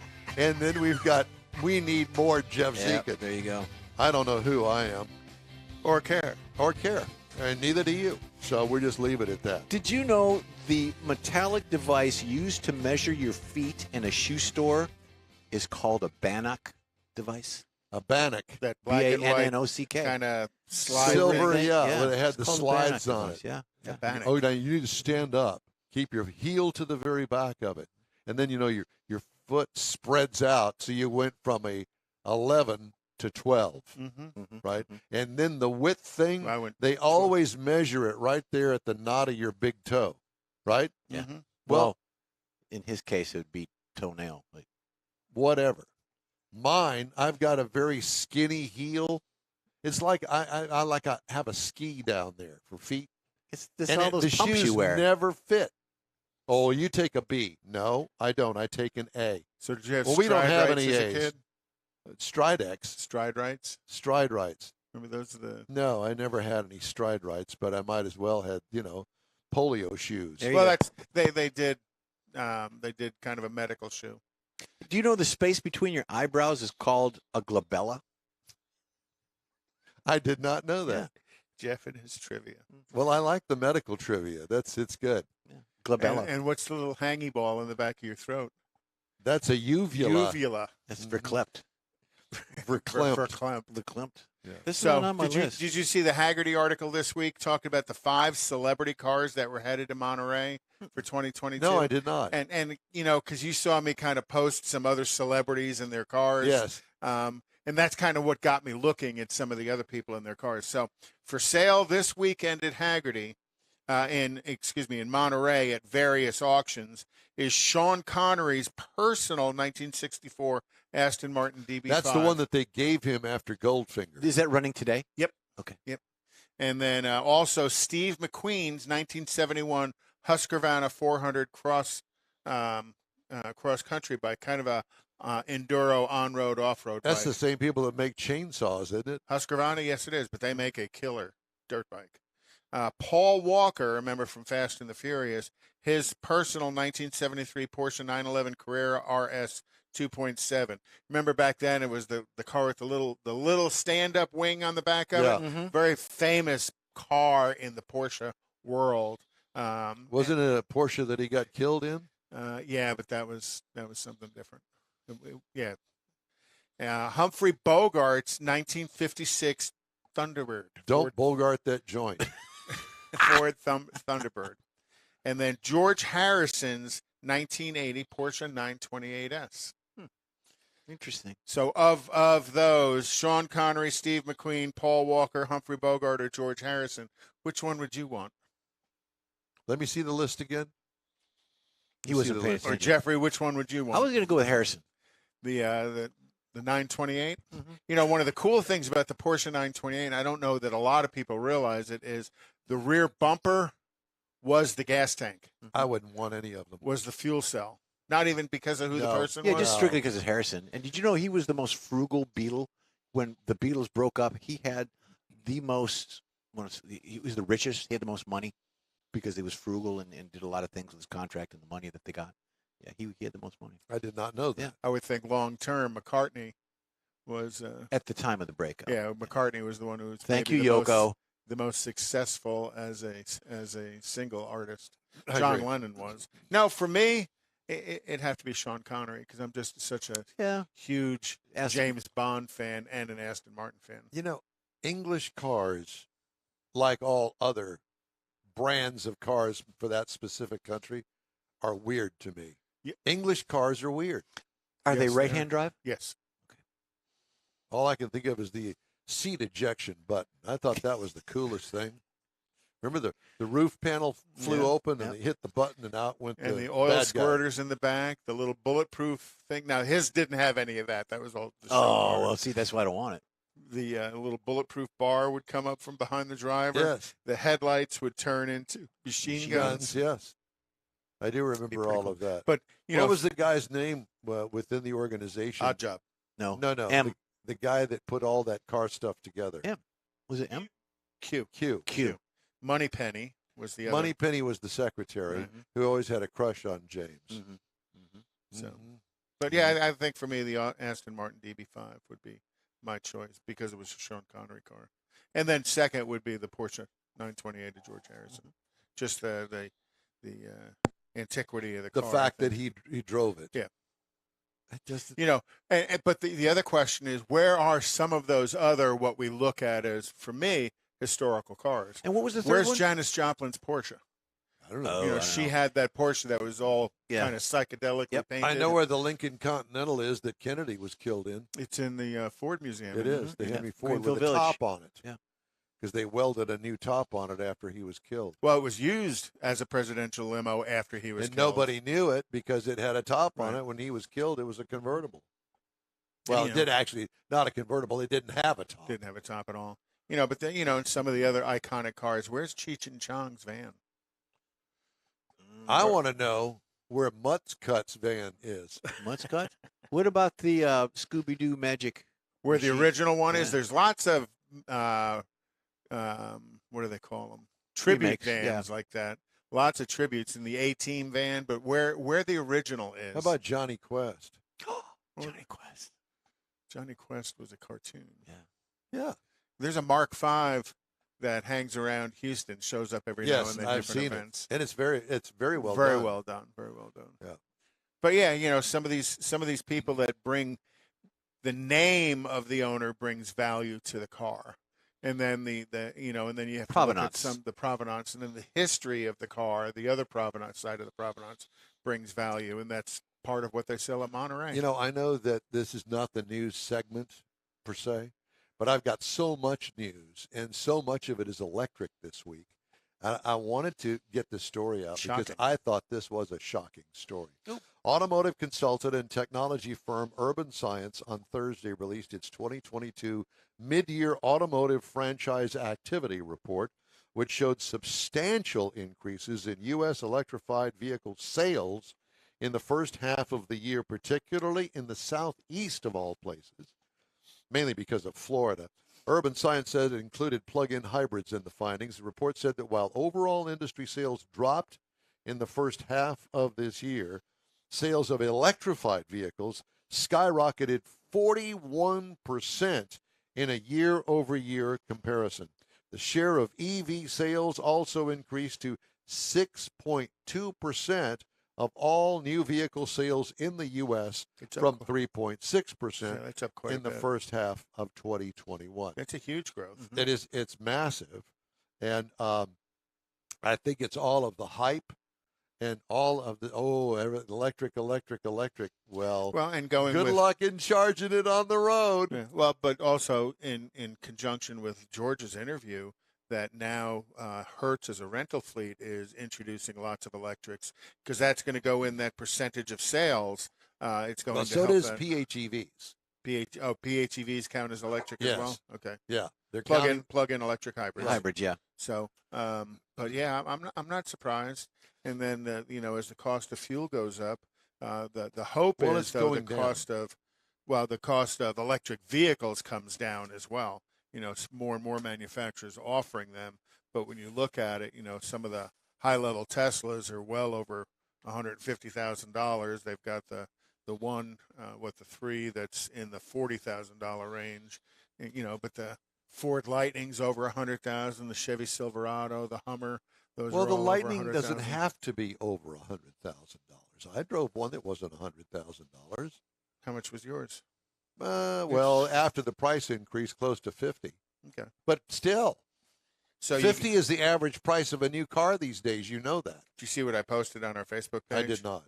So you get a $7,500 government tax credit, but Ford raises the price of the vehicle by $8,500. I thought it was ironic. Yeah, and I'm going to do a story. Well, I might get to it in this segment. I don't know. It depends on where we are in time. But J.D. Power study cited a lack of public charging infrastructure and inoperable charging stations as reasons for dissatisfaction with electric vehicle ownership and why buyers may delay a purchase. EVs accounted for about 5% overall of U.S. new light vehicle registrations during the first half of this year, up from 2.5% the same period in 2021. But that is the bane of this, charging stations. Its survey of more than 11,000 EV and plug-in hybrid owners found satisfaction declined to 633 from 643 last year on a 1,000-point scale. Satisfaction with DC fast chargers stayed the same at 674. J.D. Power study conducted with EV data from PlugShare cited a shortage of available public charging as the top reason for the drop. No surprise there. Yeah. Okay, we were talking about tax credits. You said the $7,500 tax credit. Well, every manufacturer has a limit. 200,000 vehicles. Right, and once you go over that, then no more tax credit. With the transition to a new, tougher-to-meet, and incredibly confusing, as one dealer put it, tax credit for electric vehicles starting this week, some U.S. auto retailers are left scratching their heads as they wait for more guidance from automakers and the federal government. President Joe on Tuesday signed the Inflation Reduction Act. Lie. Triggering a shift from the old $7,500 EV tax credit to a new, more complicated one, of course, designed to incentivize domestic EV production, according to them, reduce reliance on foreign supply chains, and prevent wealthy buyers from getting a discount. Really? Really? As of the bill signing, eligible EVs must be assembled in North America. New restrictions on sticker price, buyer income, and battery component and critical mineral sourcing take effect January 1st. What? No comment. Who dreams this up? It is the dumbest. It's the lobbyists that write these pieces of the law that benefit lawyers, their constituent, the lobbyist constituency, their pocketbooks. Their pocketbooks, right? So within this, whoever was writing that section of the law wrote it just to help themselves and a couple of other people, which is very typical of the government. Hi, I'm from the government. I'm here to help. Wrong.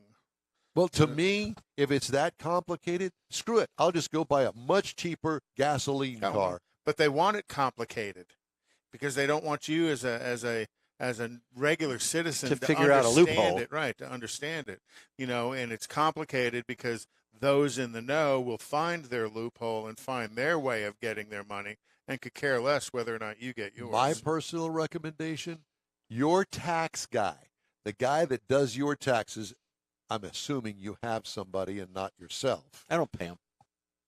Your you tax, get what you pay for. Your tax guy would be the one that I think that it would actually, at this point anyway, determine whether I buy an EV. Well, he's going to have to go read up on it because this is so new and the changes that they made and it's so complicated, are so vast that he's probably going to have to go to a couple of classes. And then if there's a lawsuit, what's the precedent? Because you got to have a precedent for a lawsuit. So as we continue our EV bashing move here, and sometimes bashing, Lucid seen at Monterey. Okay. Monterey Car Show precedes the Pebble Beach Concours d'Elegance. Yep. Okay, so seen at Monterey this week, the Lucid Air Sapphire sedan with 1,200 horsepower launches at $249,000. Have you seen this car? I have the seen Lucid it. Air. Yeah. Stunningly beautiful car. Or how about the Kia EV6 GT? I haven't seen the GT, but the EV6 not a bad looking vehicle. 576 horsepower. Wow. Yeah, that's comes out next year. So the GT still signifies Grand Touring? I assume so. Okay. Lincoln Model L100 concept meant to inspire future products. The spin that the actual car manufacturers put on this crap. Unveiled the L100 concept this week. Self-driving sedan that's no longer the extended-length Navigator L and powered by a solid-state battery. It's pretty impressive looking. It'll never go into production, but it is really something. A North Star, not the North Star engine, but a North Star for Acura's upcoming EV design look. A sporty compact crossover with a low, wide, athletic stance, draped in a brilliant blue with space-age light effects. Its various exterior and interior elements will be incorporated into the electric lineup. It will roll out starting in 2024. It would be interesting to see if Cadillac still owns the trademark to North Star, that they would give it to Acura, considered they fight each other in prototype racing, that Cadillac would give that up. That may be a lawsuit in the works. It's a back and forth, a nip and tuck. And you mentioned Aston Martins a minute ago. The Aston Martin DBR22 concept is meant to evoke the Aston Martin DBR1 and the DB3S, an aluminum-bodied 1950s race car that ran at Le Mans. So those are some of the cars that were seen this week at Monterey. Which is always a place for the Highline cars to introduce something unique and special. Monterey is a car event throughout the Monterey Bay area. It's not just Pebble Beach. There's, all the big auctions have huge auctions. Mecum has one. Big presence. Sotheby's has one. All of the others have their big auctions, and that's where all the big high-dollar cars come out. And then the Quail, which is its own show within Monterey Bay. We talked about the Kia EV6, 576 horsepower. 0 to 60 miles an hour. In a Kia, 3.4 seconds with a top speed of 161 miles an hour. A Kia, ladies and gentlemen. I see that making a run at Pikes Peak. Ooh. You know, some of these electric cars making these world record runs places. Impressive. Polestar. Yep. Now which is Volvo's leg of EV. I've seen a couple of those on the road. They're actually cool looking vehicles. They are. Swedish electric vehicle maker Polestar expanding its high-performance lineup with plans to bring a Porsche 911 competitor to the U.S. around mid-decade. The Volvo Cars affiliate said Tuesday it'll turn its O2 concept into its next Halo car, expected to go on sale in 2026. The 872 horsepower roadster, Here we go, called the Polestar 6, will be the automaker's most powerful and expensive model, and at least it thinking today has it sell in the range of $200,000. Polestar 6 will sprint from 0 to 60 in 3.1 seconds and boast a top speed of 155 miles an hour. So not truly that much quicker than the Kia. The Kia. So the ones I see on the road, what are those, like $100,000? They got to be. Polestars, everything's yeah. over 100,000. Yeah. But the funny thing about it is, and you know this to be a fact, that these 100,000 plus automobiles, they'll sell every single one that they make. Oh, absolutely. Because people that have money like Conrad, I mean, you know, it's no big deal. I don't have it. I don't own a EV. But he's got the money for it. No. I would hope that you wouldn't, especially I in the don't. business that you're I in. don't own an EV. Um, So you heard that Ford is going to release a new Bronco trim level, the Heritage, and it's going to have like the paint schemes of the Broncos from the mid 60s. So just that white top and the kind of a pastel color. Like a creamsicle. Yeah. So good idea on Ford's part because, you know, that Heritage look, a lot of people are willing to pay a lot for it. So, yeah, they'll have the Heritage and the Heritage Limited will all have that 60s flair, but it'll have, you know, up-to-date electronics. And they've got those new commercials. Ford has the new commercials out, but they've got like a 60s soundtrack to it, the musical soundtrack, 70s soundtrack. They're attention-grabbing for me. They're really cool. Because we were there. Mm-hmm. and we liked being there. And they're only going to build 1,966 of them. 1960s? 1966. I thought this was an interesting story, and you can read into it what you want. I read into it in a different way, I guess. General Motors has added to its board of directors Joanne Crève-Wasseret, CEO of the company that includes luxury fashion brands Coach, Kate Spade, and Stuart Weitzman.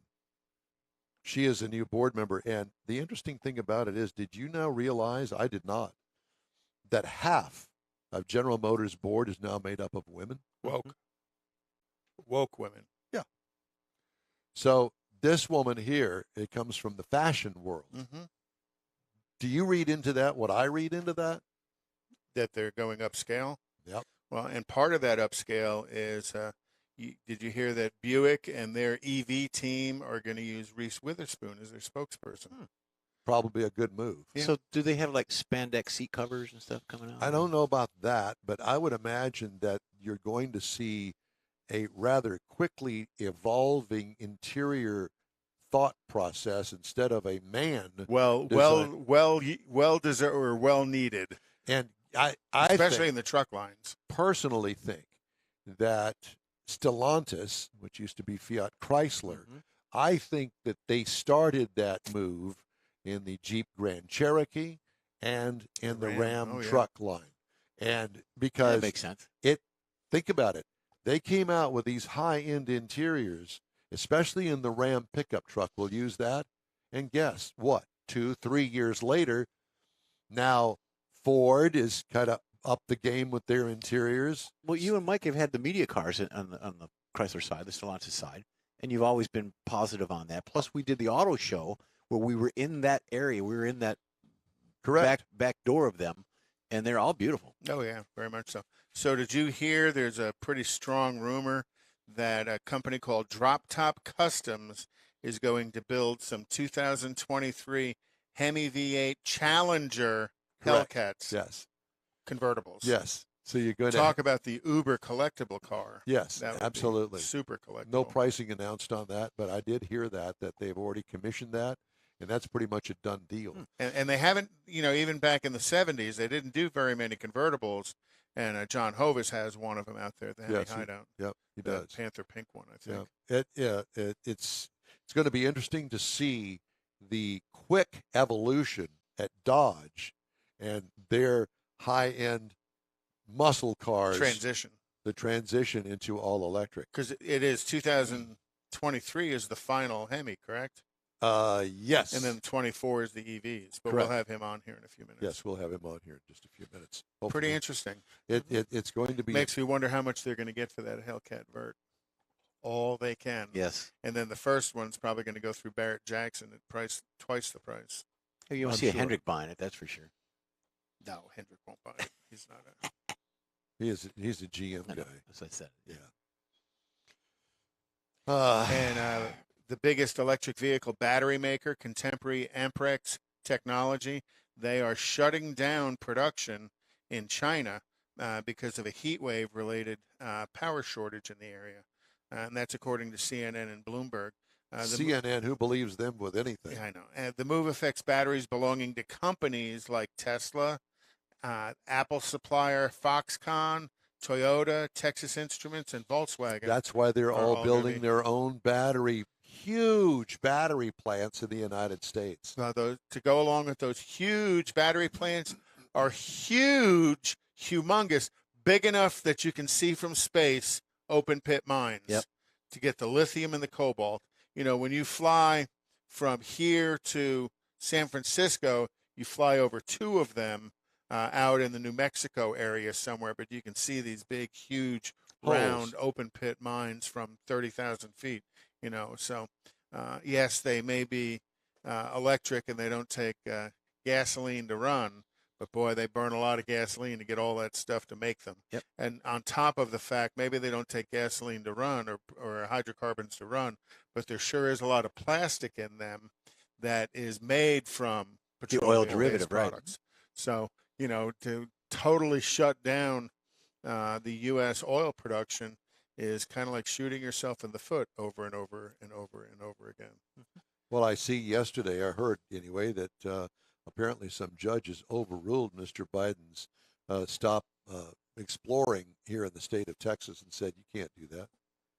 So apparently, Well, he can on federal government land, but he can't on private land. Well, some judge said you can't. So Good. Well, but is he going to listen? They don't listen in anything else. I don't know. So, Don't but- know.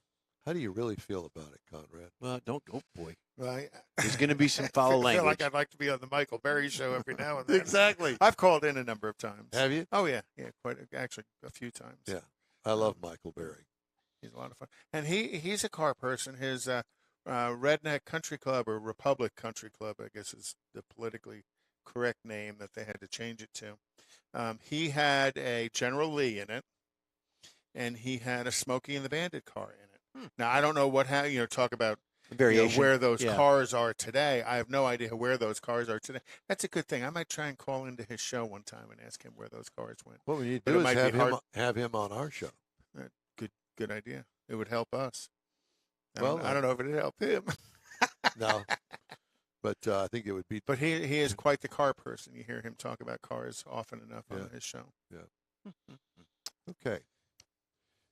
Are we ready to move on now? It's up to Mars. Well, we were going to do the car clinic, but now we've jabbed our way all the way into the end of the hour. Sharp stick in the so eye. it's going to have to be next hour. Oh boy, Are you going to be okay with that? Yep. Okay. are you going to be here? Are you going to be mad at me for the rest of the show, like you Yeah, you start pouting, like you? Uh-huh. it's all about you, Don. That's right. That's right. That's why you've Yeah. been married 3 times. It's all about you, Don. Oh. Yeah, your mic's not on. It's not going to go on either. So if you all just- else fails, let's talk about Don's weddings. Let's not say we did. That's it for this portion of the Oh, In boy. Real Time Car Talk Show. We've got more just ahead, and I know you'll want to stay tuned for that. Get out the permanent marker and write on your wall calendar the next Tailpipes and Tacos Cruise-In, Saturday, September 17th, 2022. It's the fall edition of Tailpipes and Tacos at the Lupi Tortilla in Katy, 8 to 11 a.m. It's the only place cruisers compete for Lupi's Chili Pepper trophies and other prizes. There's no charge to enter your vehicle for Best Hot Rod, Best Classic, or Best Modern Classic. Tailpipes and Tacos is Houston's coolest and most unique cruise-in and is your opportunity to see the best hot rod, show cars, classics, and resto mods, and get Lupi Tortilla breakfast tacos with adult beverages. There's no entry fee, and cars will automatically compete for those much sought-after custom Lupi trophies and other prizes. It happens at the Lupi Tortilla Tex-Mex in Katy on the Grand Parkway at Kingsland Boulevard, just south of I-10. It's Tailpipes and Tacos Fall Edition, Saturday, September 17th. The In Real Time Car Talk Show will be there too.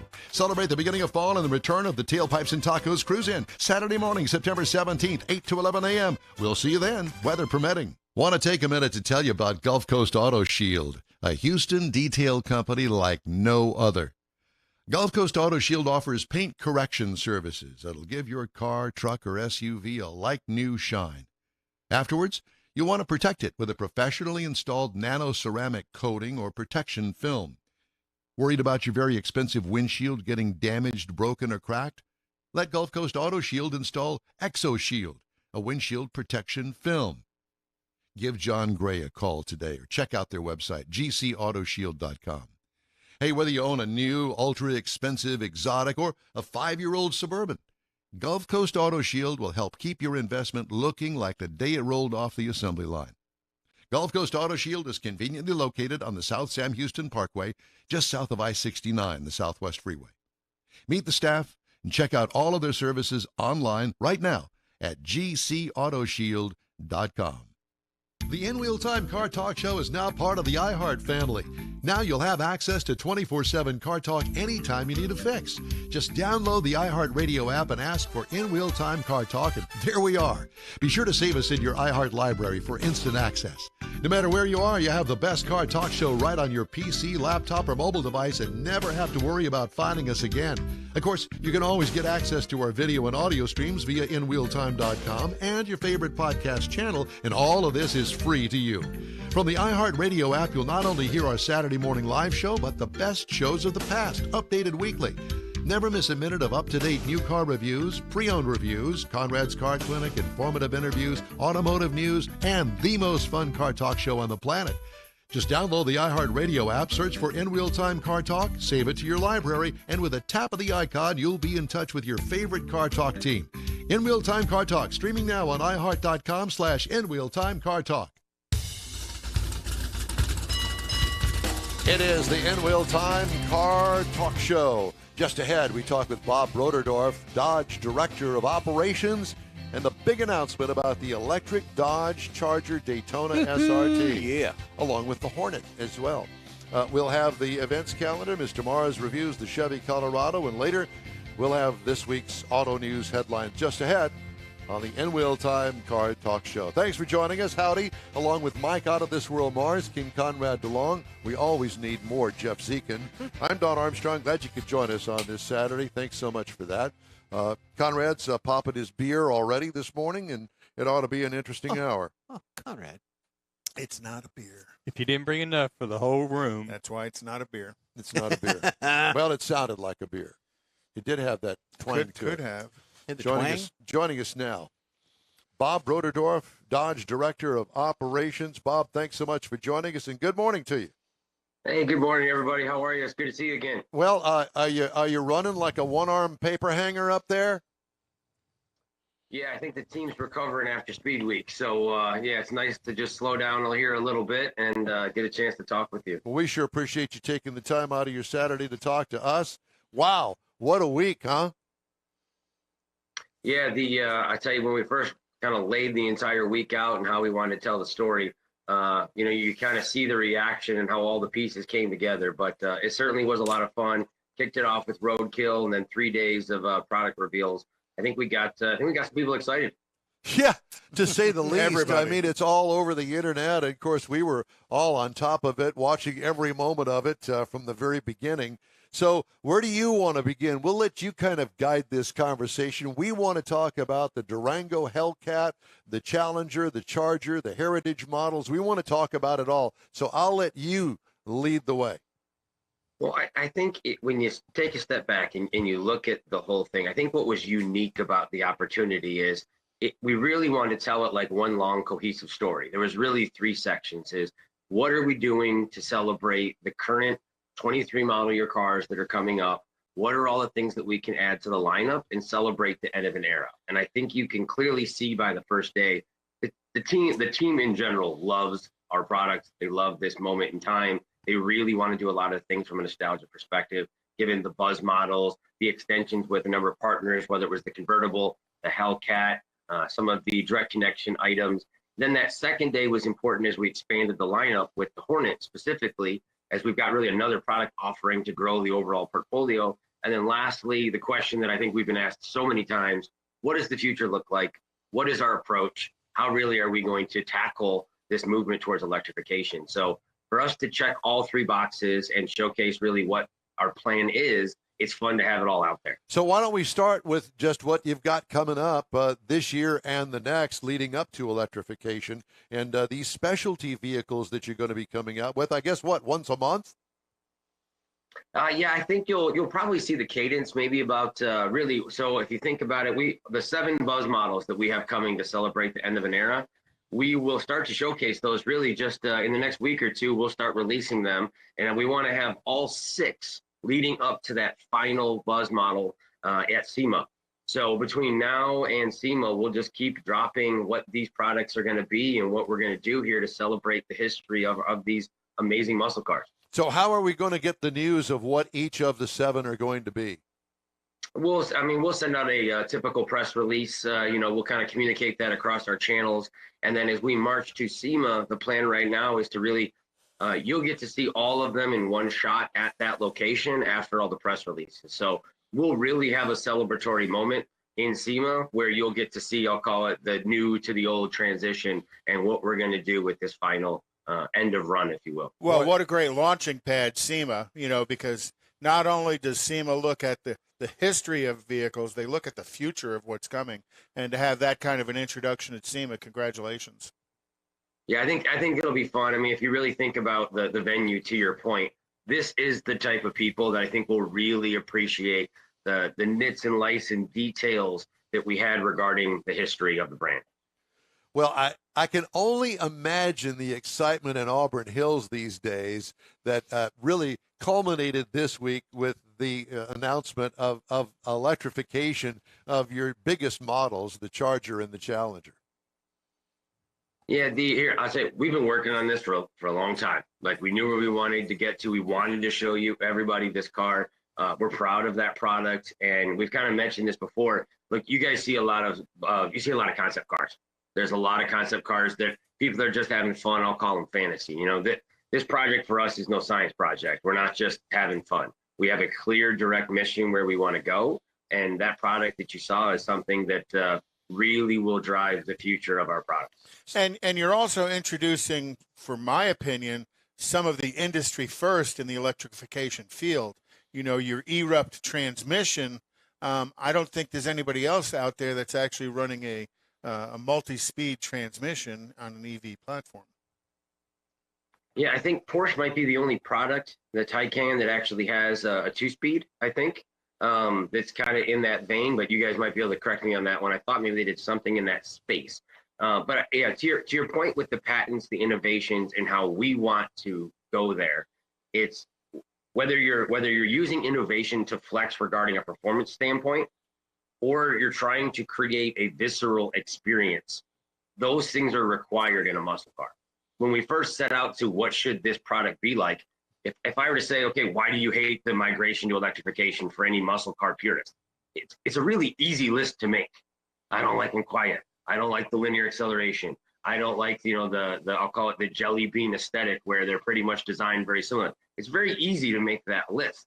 So when you make the list, you go, okay, we don't want to be those things. We want to be pure to us. We want to invoke our heritage. The 60-gate Charger, it's very, the new Daytona, or Charger Daytona rather, it's very much a modern car. There's no question, but it definitely evokes our past. So I think finding those elements, leveraging our engineering team to really craft something unique that is representative of us, was probably the most important part of the whole thing. Well, so let's talk about what was debuted this week, and we've got a little video thing that we've put together while you talk about it. I mean, there are some very interesting elements about it. Yes, it still looks like cars that you're produced today, but there's some very unique elements. Let's just start with the nose of the car.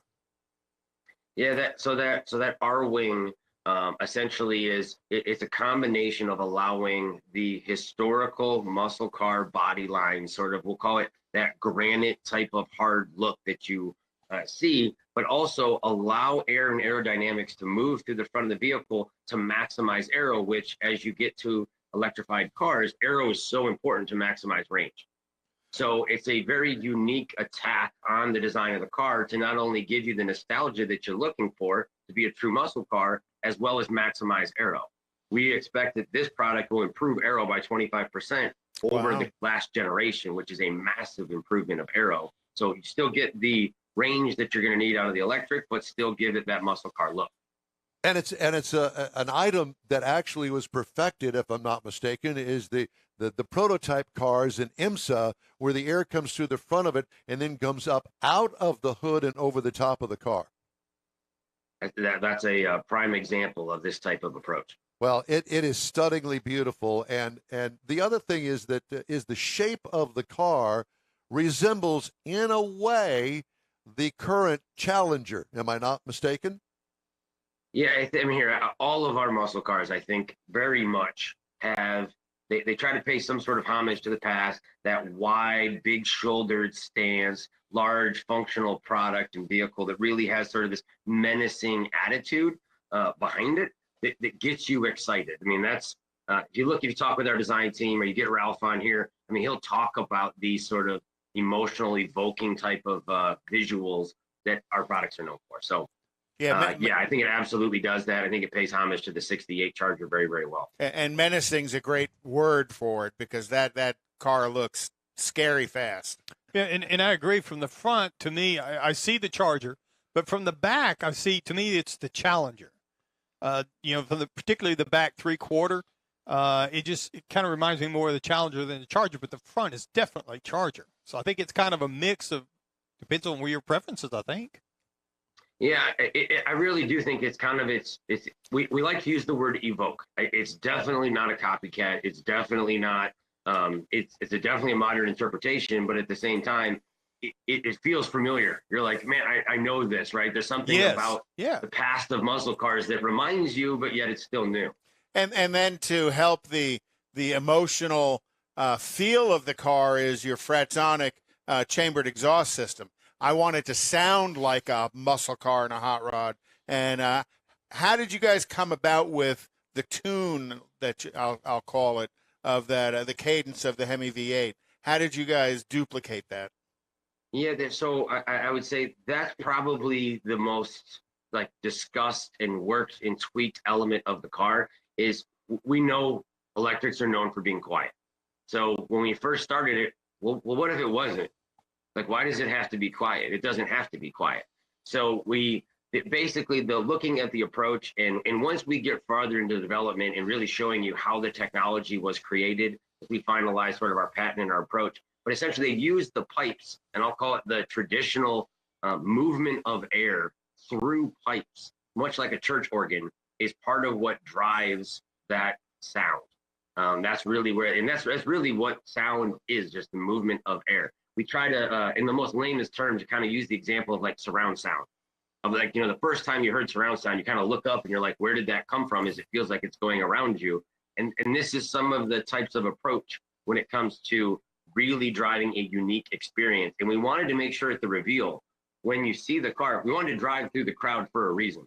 We're not piping sound through the building. It's coming from the car. Yeah, and it's not hooked up. You're really experiencing it all around you. So we wanted to drive the crowd. That was the whole point. The car is making the sound. So you're creating the sound. You're not playing a recording. Yeah, I'm not playing recording. This has to be legit. You have to feel that sound go by you as this car takes off. It's not just piping in noise. So it's what it could look like. The car makes that noise. How cool is that? I'm telling you. That would be here, you guys would be the first ones to point out if we were piping in or faking it. you guys would be all over us. I mean, we know that. I mean, that's what you're going to do. Well, we're looking. So, and by the way, all the purists, we would too. Like, that's not acceptable just to be, playing it through a speaker inside. Like, no, it needs to genuinely be the movement of air, and again, this is something our engineers and sound team spent a ton of time working on, creating a visual experience. It even has a different feel when you guys get to sit in the car and actually drive it. You get that feeling like you would today from a V8. It's just a fun thing to do, and that's probably the last thing I wish I thought about after. I should have shot it and recorded it from inside, so you could actually be like, oh man, I didn't this really is legitimately making noise out these pipes. Well, and you talk about the visceral experience, the sound, but also the feel. Your eRupt transmission is going to give distinct shift points to it. And that's all going to be in tune, I'm assuming, with your Fratzonic audio or chambered exhaust system on it. So as it shifts, you're going to hear that happen. So it is going to feel and ride just like everybody else, like your muscle cars of the past. I'm looking. Are you going to hear the tires going from first to second?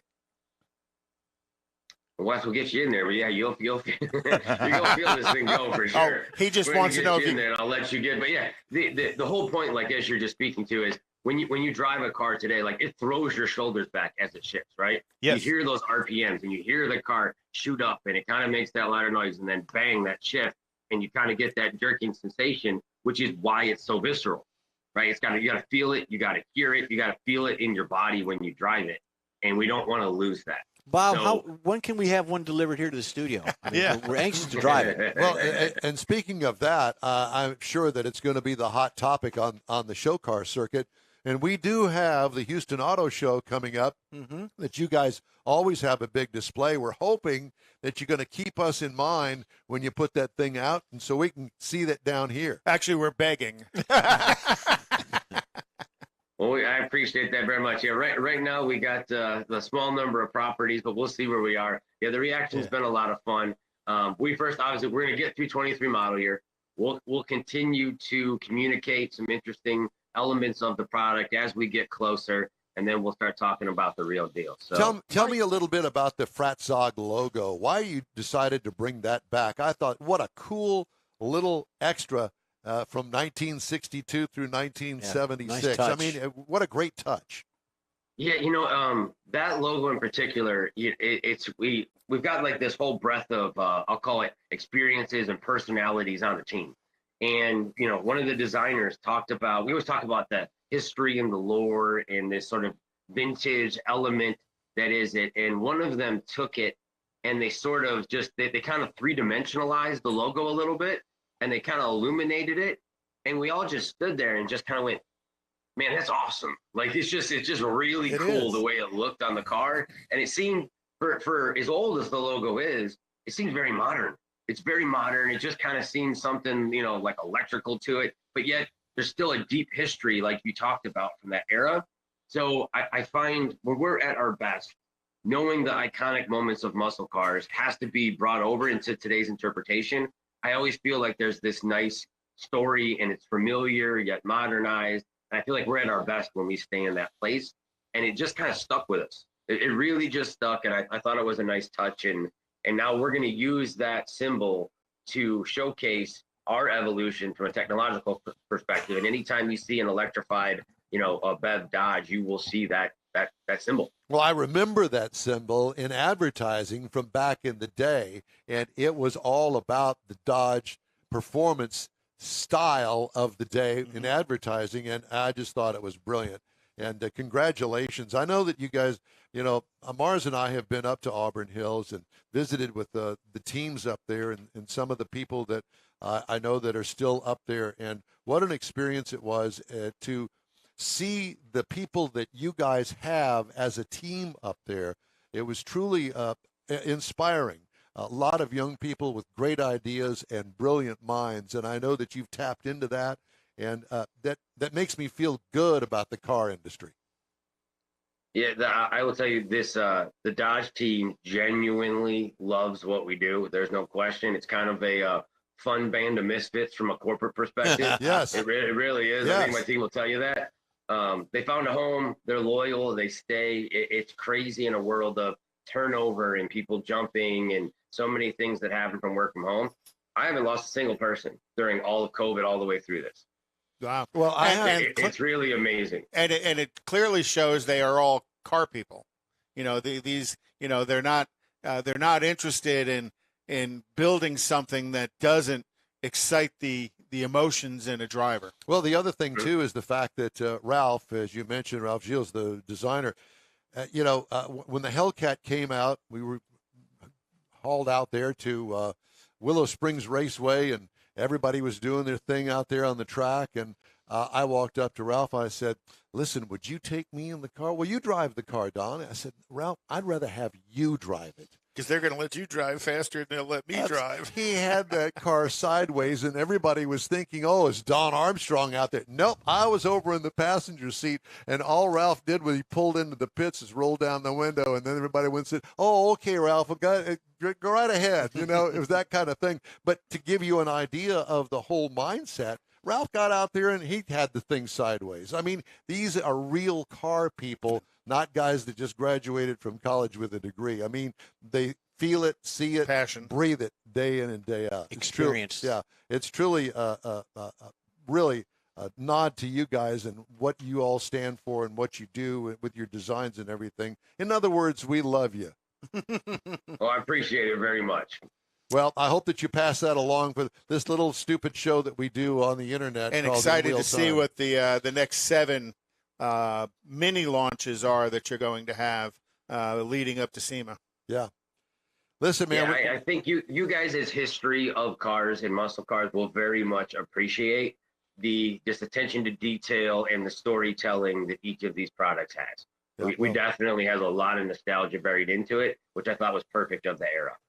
Come down and see us at the Houston Auto Show. You guys have always been generous and hosted us in the booth while we do our broadcast, and it's a great display. And we want to see you and talk to you some more about the concept car that you're going to bring to the Houston Auto Show.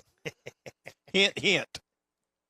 Well, we appreciate that very much. I'll see what I can do. One of our very, very good dealers down there, Healthman, Stephen Wolf. Yes. Who you guys probably see there. Yes. He's always calling me, trying me to get more Dodge down there. So we'll see what we can do. We'll find the timing, and we've got a lot of things to do with that property. So stay tuned.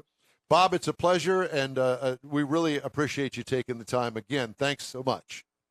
Absolutely. Good to see all of you. Have a great weekend. You You too. Yep. Thanks. Bob Broderdorf, Dodge Director of Operations. I want his job. I want his job. Even their commercials are fun. I mean, it all comes back to that love of automobiles. I mean, it's just. Did you great. see the actual presentation? Mars, we've been to those presentations before. Yes, they drove it out. We're all in, all of these press people are in there, and you can see all the gray hairs with their cameras and cell phones and all this stuff for that thing. And to see that car drive out of there gives you goosebumps just to talk about Oh, it. yeah. Well, It looks so different. To have been there maybe and to have felt the car drive out with the Fratzonic chambered And then they exhaust drove system. it out That's of the what I building. mean, yeah. They drove it out of the building. There were more people standing out there. Kind of made a U-turn back into the. Yeah, and that's what Bob said. They wanted to drive it through the crowd so they could hear and feel the feel it, Fratzonic. Yeah, and know that So it's the not que- coming from the The building. I question thought it was is, a great can they make idea. it sound like a top fuel car? No. That would be cool. too. Just some pipes. Now they just need the odor, the aroma. Yeah. That would be. Spray out some Yeah. nitro. There you Uh-huh. go. Or some brute. Time now for this hour's car review. Mr. Mars got to drive the Chevy Colorado for 2022. Yeah, it did. And it was it's been a couple of years since I got into a Colorado, and this is the 2022 Chevrolet Colorado Z771. Now, this is their midsize truck. They have 2 different cabs, 2 different bed lengths, so you can get a lot of different combinations on this vehicle. Comes in 4 trim levels. There actually is a work truck. There's the LT, the Z71 we were driving, and then you step up to the ZR2 that's really more heavy-duty off-road capability. Desert This one's runner got a kind of lot, thing. but that one's really into it. For 2022, this is basically an update year for the vehicle. And on the outside of it, we had the 17-inch black wheels with the black badging and lettering across this vehicle, and it had a color on it called Crush. It was kind of a metallic I'm not sure what to call it. Kind of a metallic orange, but it was more like I'm not sure what you would call it. But I really liked it. It really looked cool, particularly in the rain we happened to hit. Really brought out the coloring, and with the black badging and lettering and the black wheels, it looks good. Had the LED lighting all the way around, including the fog lights. Of course, it's Chevrolet, so it had the corner step rear bumper. Now, because it's a Z71 suspension, it's got a 2-speed transfer case, got the front skid plate, the mid skid plate. I'll spit it out in a minute. Mm-hmm. And there's a skid plate under the transfer case and recovery hooks front and back, just in case. I mean, this is all part of going off-road. And it had a suspension leveling kit on it that you don't often see. So gives it a really nice stance, a really strong-looking vehicle. Now, on the inside of it, we had the optional leather seats, and which had the contrasting stitching because of the Z71 package. The front seats are heated and ventilated. The rear seat's a folding bench seat. We had the optional 8-inch touchscreen, which is a little bit of an upgrade from the factory, and well worth it. That's the way to go. And because we had the Z71, it comes with a 7-speaker Bose system on the inside, Apple CarPlay, Android. Had 4 USB speakers, USB ports scattered around. So it's technology. It was really nice setup. Now, under the hood to make this thing go, we had a 3.6-liter V6 engine in it. And this is backed by an 8-speed automatic transmission. And equipped like this with the Z71 suspension, it will tow 7,000 pounds. Wow. Now, you get the ZR2, you can get it up, I think it's like close to 8,000 pounds. But got a little more action there because of the suspension.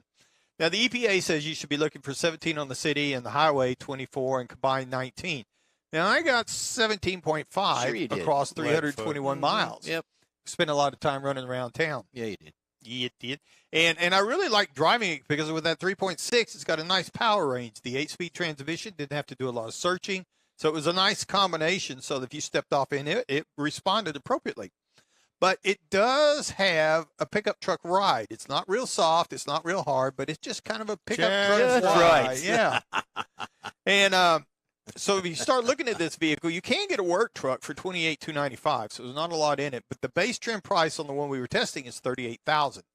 Now the base as tested price, the MSRP at $43,985. It's not a big jump. It's not a big jump because it's part of that Z71 package. Is it a half ton? Yes. Is it rated a half ton? 1,500, yeah. Yeah. It will.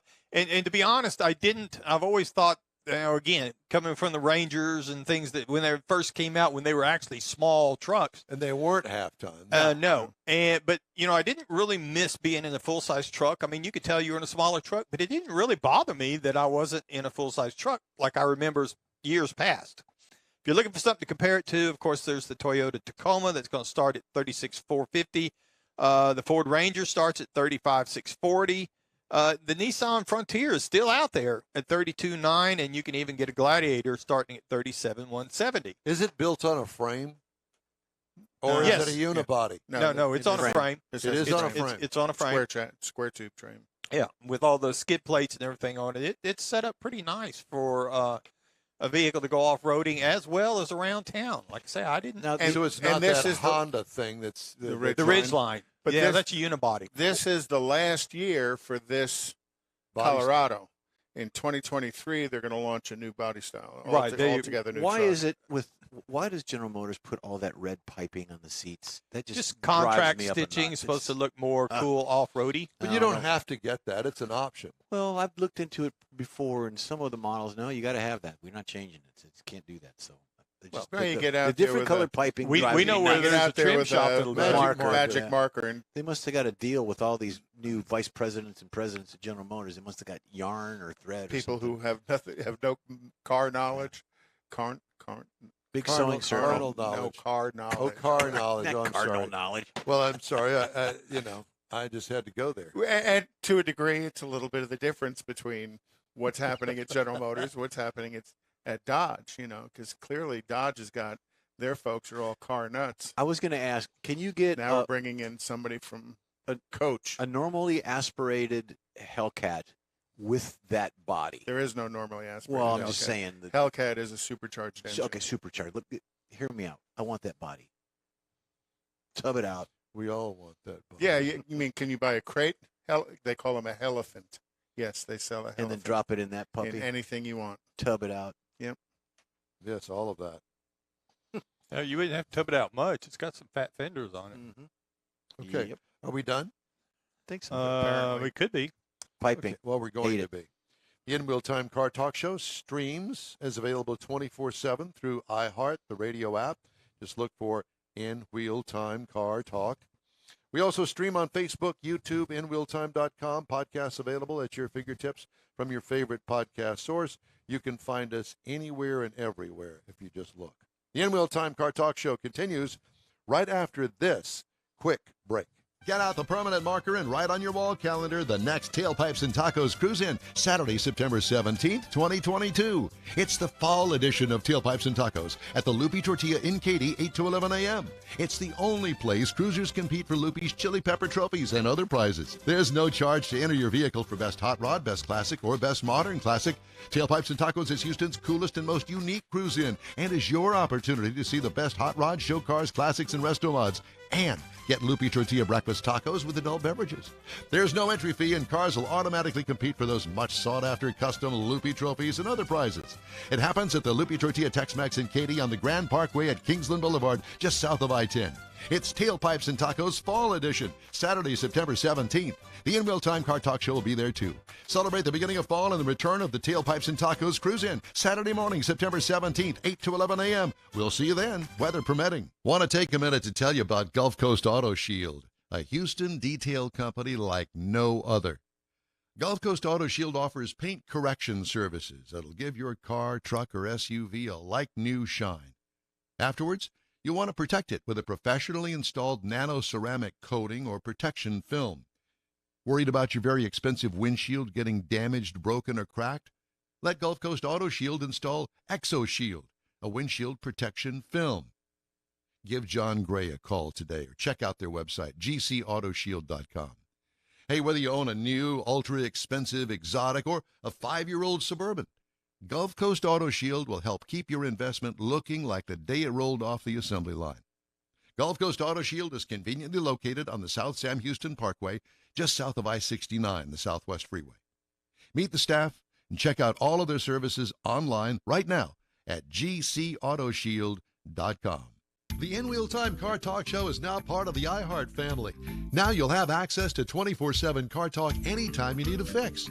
Just download the iHeart Radio app and ask for In Wheel Time Car Talk, and there we are. Be sure to save us in your iHeart library for instant access. No matter where you are, you have the best Car Talk Show right on your PC, laptop, or mobile device and never have to worry about finding us again. Of course, you can always get access to our video and audio streams via InWheelTime.com and your favorite podcast channel, and all of this is free to you. From the iHeart Radio app, you'll not only hear our Saturday morning live show, but the best shows of the past, updated weekly. Never miss a minute of up-to-date new car reviews, pre-owned reviews, Conrad's Car Clinic, informative interviews, automotive news, and the most fun car talk show on the planet. Just download the iHeart Radio app, search for In Wheel Time Car Talk, save it to your library, and with a tap of the icon, you'll be in touch with your favorite Car Talk team. In Wheel Time Car Talk, streaming now on iHeart.com/In Wheel Time Car Talk.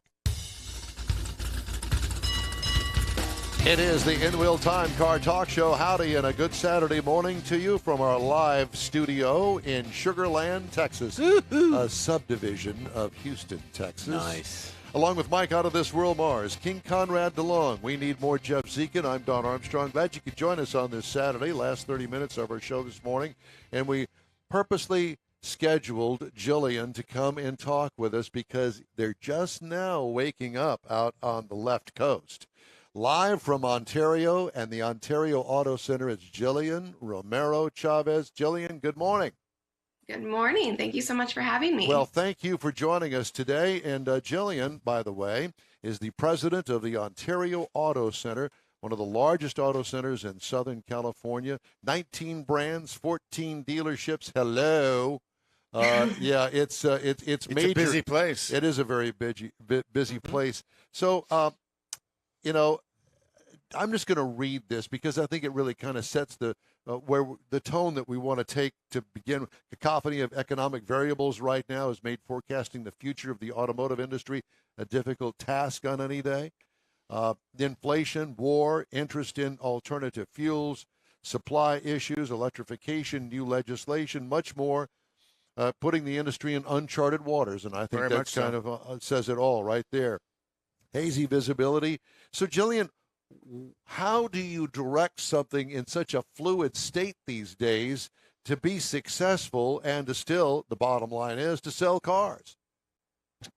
Yeah, you know what? We're in a really great place, more so than we were back in 2007, 2009 in the last recession, because dealers today have 100% more visibility into what's going on data-wise than we did back then.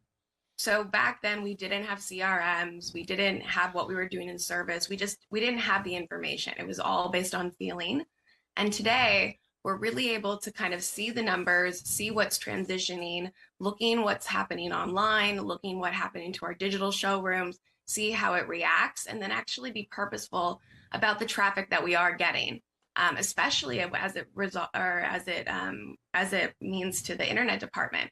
Very, very specific to that as well. Like, we can actually control certain amounts of traffic with internet, with online booking appointments, with home delivery. We're just in a much stronger place in terms of being able to manage the ups and downs than we were ever before. And I think that's the biggest thing that we're happy and comfortable going into this, to these uncertain times with, is the visibility that we have. And there's so much competition online, not only you in competition with other dealerships, but you also have this huge online presence of used cars. How do you deal with all of that? You know what? It's not as bad as you would think. We have really smart people. That's what I'm super excited about the car business car people have always been super smart, but we've adapted now and we've included even more smart people, and everyone's looking at the numbers. So when we're looking at competition with other used car dealerships and pricing in different markets, everyone's being purposeful. If something's not moving or getting a certain amount of views or looks at in a day, it becomes adjusted. It's not a set it and forget it kind of industry. We're definitely in the weeds, in the details, understanding all the behaviors around each of the pieces. So it's really, for us, it's a good opportunity. That's all I can keep saying, for good dealerships, for competitive dealerships, for smart dealerships. As long as you're not getting a bit of atrophy with this last wave of, how easy it was to sell a car because of the demand. Like, as long as we're figuring out our processes and putting our thumb to the temperature of everything, we're going to be just fine. But it sounds like you've also done a good job of adapting to a changing industry, because I'm going to assume that 2018, 2019, with all of the brands you carry and all of the rooftops you carry, you had 2,000-3,000 cars on the ground in inventory between new and used, and probably even more than that. And now you're operating on maybe a quarter of that. So a lot of this serving the customer is a lot more important today than it was taking an up. It's in the forefront. Yes, it is. It's in the forefront. That's exactly right. It's happening even before the person comes on the lot. Like, that's the difference. And not only that is, figuring out what the customer's needs are too. Right now, services had a huge push, right? So that we really had to acclimate to what service looks like in this current environment, how we can manage the traffic that way. And then also just get, per your point on inventory, get creative on what we can do. Our Maserati of Ontario store, for example, had a lot and didn't have enough inventory. So we went for a market. That general manager there was super smart, went to a market that was having these very expensive vehicles, exotic cars, pulling them into the used car lot and then selling them like one at a time. And then it became very popular in the area. City of Ontario, were outside of Los Angeles, obviously more in the Inland Empire, but then it became a location spot for these high-end, these people who are looking for these luxury vehicles over there in Ontario. But yes, we've definitely been flexible. So it goes back to what you were saying earlier, that you're basically looking at everything real time. You've got something out there and you're not getting the views or the looks, the hits that you think it should. So you may change it overnight and go to the next day. So it's very much a real-time activity instead of very fluid. Yeah, in the old days where you might take out a newspaper ad and so that's a week from now that's going to be there. You're doing it now. Oh, 100%. And you know what? I get pushback because we do, we as dealers, right? You look at stuff maybe for a marketing plan, maybe once a quarter. That was before, right? Then you started looking at it once a month. we're looking at it again for our marketing vendors. We're meeting at least twice a month and doing a mid-month traffic, seeing where we are. Because if you're not pacing at the correct amount in terms of getting opportunities to sell your vehicles in the mid-month, you can adjust mid-month. It's not set in stone, especially with you talking about different newspaper ads. That's a bit more traditional media. Right. With the digital spend, I can just turn something up. I'm like, okay, this isn't coming here, this campaign directly. Let me turn it up here, see if I can adjust and move forward. But it does take a lot of really smart people, smart general managers, communications between the store, the marketing department, and the operation team. Because not operation in terms of the salespeople, but really the BDC team. Because what happens if I turn up one knob, right, and I don't have a scheduler turned up on the other knob, and they're not talking to each other? I'm just wasting money. So it's really a matter of really keeping aware of your whole ecosystem and adjusting throughout all the peaks and valleys of this time period. And you've mentioned a couple of times the service operation and how important the service operation is to the health of a dealership and a dealer group. You know, you spend thousands of dollars selling that new car to that first-time customer. You don't have to spend nearly as much if you treat them right in the service department, earn their loyalty to the brand of the Ontario Auto Group to bring them back to buy the second, third, fourth, and fifth car. So, you know, listening to you as a general manager talk about the importance of service, that says a lot of how you view your operation as well. Yeah, no, service is huge, and we look at it just like we look at sales. I mean, we switched it about a year ago so that we're actually seeing the pacing of your appointments. It's the same thing, right? We should be able to pace what our goal is, how many appointments per day, how many ROs per day, and then again, you're adjusting on the front end, or you're adjusting face-to-face on customer pay, warranty, all this stuff, but the opportunities need to get into the dealerships, right? You actually have to get the customer in, and that's where I'm adjusting volume here or there to see, okay, can you guys, and capacity wise, can you guys afford to have all these customers in? Because that's the other tricky part that we're all dealing with, right? Is not having enough technicians and actually having the capacity. And we hate having those situations where you're booking people, you know, three weeks later, 4 weeks later, these people need service, they need it now. How can we adjust things to make sure that people are being able to get their cars in, getting their vehicles in? But it's very tricky, and managing expectations is a huge part. Having a strong BDC department, following up, communicating that parts on back order. It's going to be a bit. We have it here. Like, in the meantime, let me get you into rental. These kind of things are super important as we navigate this whole unstable situation. So the depth and breadth of the products that you have in the dealerships that you have, do you find yourself moving products around to different cities, different stores to keep that as a level pace? I think the communication's always there for sure. We try to. It's a bit harder to navigate just with each different store. Even with our dealerships, Ontario Auto Center, we have great communication, all of this. We all have different franchises. I'm also the managing director of Ormore Automotive Group, where we have 17 car dealerships in Southern California. And of those car dealerships, we have, a few Toyota stores, a few Lexus stores, and that's where you're going to see that communication and being able to communicate and help each other out on different shortages here and there. So when your used car, and I don't know if you run a separate used car sales operation versus a new car operation, but can your used car salespeople sell out of one pool of the entire group? Or do they just sell out of the vehicles that they have there at their location, at their rooftop? Yeah.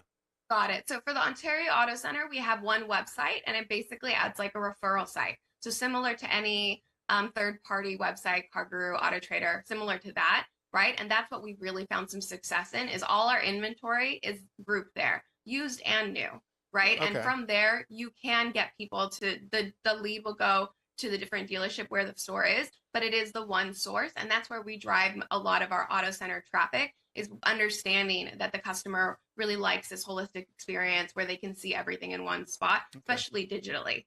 And that's proven very successful in the last 5 years, where we've really put a lot of effort on making sure that that website is your platform for the whole auto center. All the inventory is there. It's super easy to read, super easy to come by. And then also educational, as you communicated earlier in in the time period we were talking about electric vehicles, and we're also making that a resource of understanding and learning in that space. Well, let me ask you, if you have, let's just use, for instance, a Chevrolet dealership and a Toyota dealership, and they're both selling sedans. One is a Toyota, one is a Chevrolet. How do you negotiate that? Do you say, okay, I'm looking for a Chevrolet, but I found over here on the website a Toyota that I'm really interested in. Do you send them to the Toyota store, or do you take the Toyota and send it over to the Chevy store where they were shopping? Yep.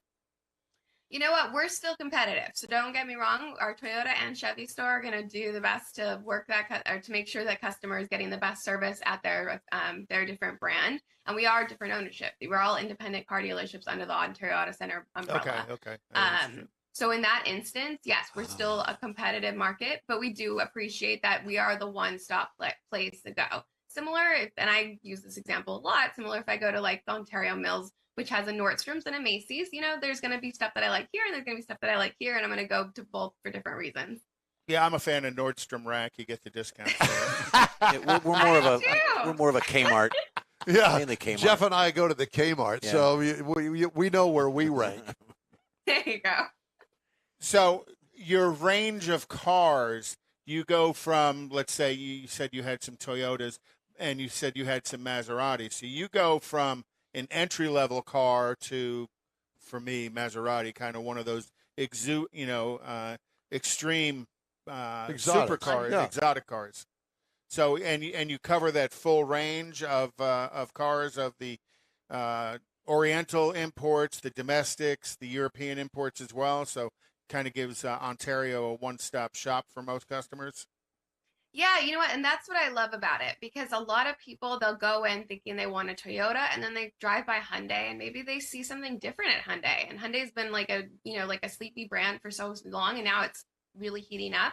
And it's one that people don't think about top of mind. They have a huge electric vehicle lineup. But that's another piece of it, is like they're so used to one that they're being able to consider the other.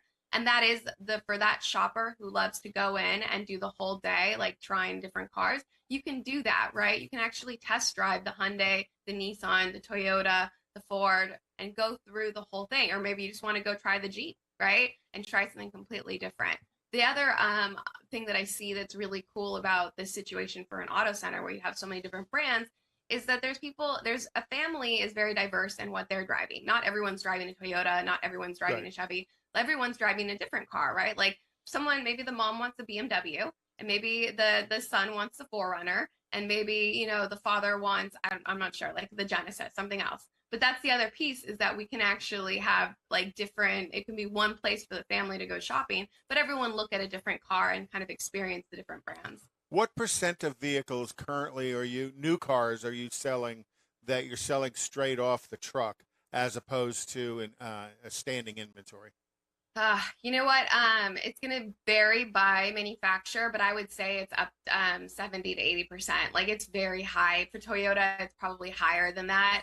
Most are sold, and that's what's interesting about the car business as well. So we still have those manufacturers where are these brands that are still having, it's already sold, right? Everything we get on the lot, it's already sold. So basically our cars people are delivery specialists. They're not even selling their car because it's already done. But what happens is when the economy starts slowing down and it's not that aggressive as it is, we're having a bit of atrophy where we're having to remind our salespeople, these are the best practices. This is how you sell cars. Oh. Because we got a little atrophy, right? When you're not using that muscle, it kind of like gets a little lazy. Well, that's what we're kind of dealing with, and making sure that we have the best practices out in front, which has been interesting. But it's good. Figure it out. Jillian, it is a real education to talk to you. No kidding. Thank you so much for joining us today. Best of luck to you out there. Appreciate Keep up the your good time. work. Jillian Romero Chavez, and she is the president of the Ontario Auto Center. Hope to talk to you again soon. Thank you so much. Thank you for having me. Have Thank a good you. one. You too. That's pretty cool. Very nice cool. stuff. Yeah. Well, you got to think this is in SoCal and what she calls the Inland Empire, which is east of LA. Yep. That's a monster operation. That's not just some little willy-nilly dealership. That's a huge operation of different rooftops. Yeah. And she's responsible for all of it. At her young age. Yeah. Well, you can see why, though. She's smart. She's got it together. Yes. She knows her stuff. Clearly understands the business. So I have a couple of Absolutely. things I'm going to ask of you. One is the events calendar, and the other one is the car clinic. Oh boy. Okay. And and how do you want to do that? What would you like to go first? Well, let's do the car clinic. Oh, let's do the car clinic. 8 things you should know before buying a pickup truck. We're starting at 8. 8 things you should know before buying a pickup truck. What kind of pickup truck do you want? Well, you're going to buy a Capability. pickup truck. Think of the things you need to know before you buy a truck. Well, I'm thinking truck now. The Pulling? first thing I want is capability. So we want towing and hauling. Okay. How about people might ask you to help them to move? Let's think outside Hell the box. no. That You buy a office is pickup closed. truck. You buy a pickup truck. Friends and neighbors are going to ask you to help them move. That Here are the happened to you keys. with the van. That's part of Didn't the that happen to you pickup with the truck. van? Yes, it did. It's one of the most popular favors people ask people who buy a pickup truck.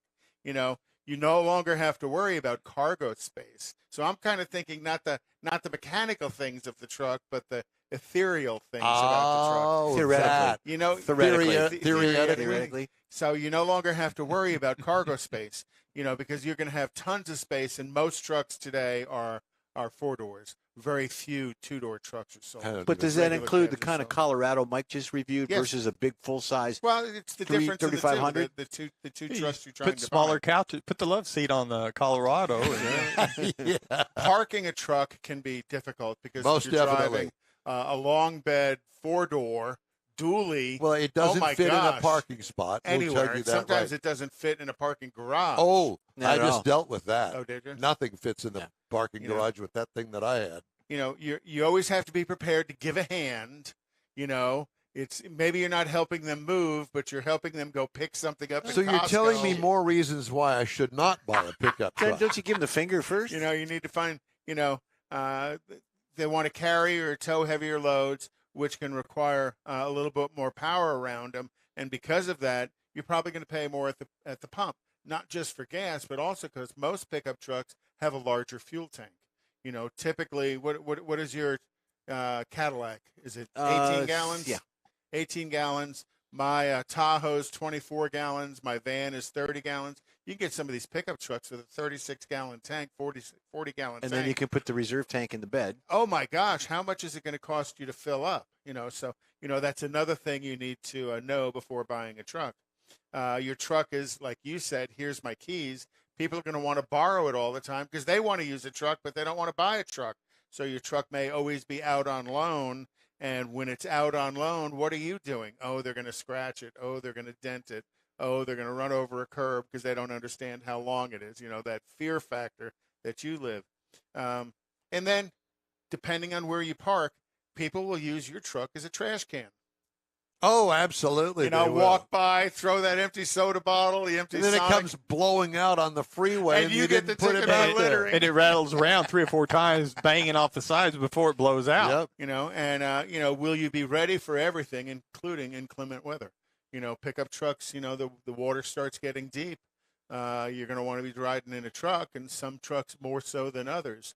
So, those And are. why is it the bigger the truck, the faster they go through the water and create this wake lapping at your front door of the house?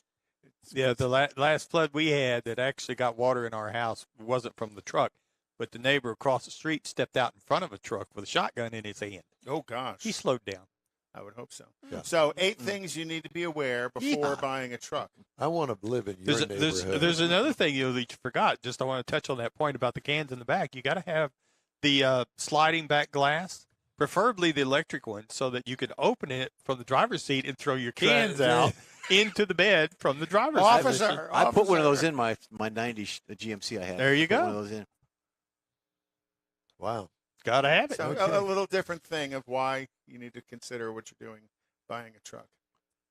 Along with the fact what size motor you want, Oh, how big is the Oh, well, transmission, there's that. what all is of the that. rear gear going to be? Do you want air conditioning in it? What are you using it for? Mhm. Do you want rubber mats or do you want carpeted floor You want mats? gas or electric? Do you want Gas or 6 electric? passenger with a bench in the front? Because they 5 still offer passenger with that. a console. Yep. Yeah. I mean, there's so many different variables when it comes to buying pickup trucks. So Okay. upcoming events.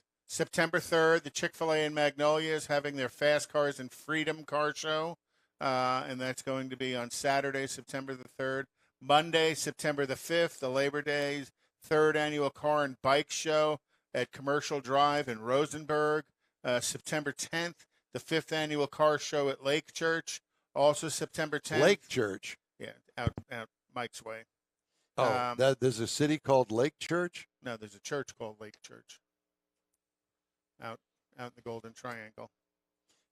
Saturday, September 10th is Feed the Bug Show at El Jardin Beach. Feed the Bug. That's going to be cool. You know, Volkswagen people are really pretty cool. Creative. You know, the Classic Car Show on Old Washington Road in Hockley is September 17th.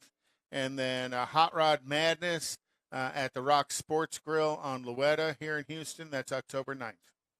Awesome. So those are upcoming events. And I have to tell you that I did all of the car stories that I wanted to get in this morning. Oh. Which is a rarity because normally I don't get all of them in. But because of our conversation with the electrics. Mm-hmm. And if you're interested, Houston Raceway Park's Baytown 2023 schedule is going to be released at the end of this week. And so to see what's going on, because they do have plans for 2023 before they close, and I think they're going to try and kick off some pretty cool stuff. Do you know when a man opens the door for a woman in a car, it's either a new car or a new woman? Huh. Yeah. You know, and the more parts that you put on a vehicle, the more that vehicle becomes Chinese. You've been shopping in the J.C. Whitney catalog again. That's what it No, 'cause sounds all the like. parts are made in China, so the more parts you put on a car, the more. Not car all of them are made in China. yeah, Most of them maybe, but not Okay. all. Depending on your car. Some are made in Korea. Yeah. That's Or it. Taiwan. Or Taiwan. Or Chinese Taiwan is what you're supposed to call it. Otherwise, they're I going to don't think so. get mad at you. Yeah, well, you'd have to ask Nancy Pelosi. She'd know. Yeah. Or her son.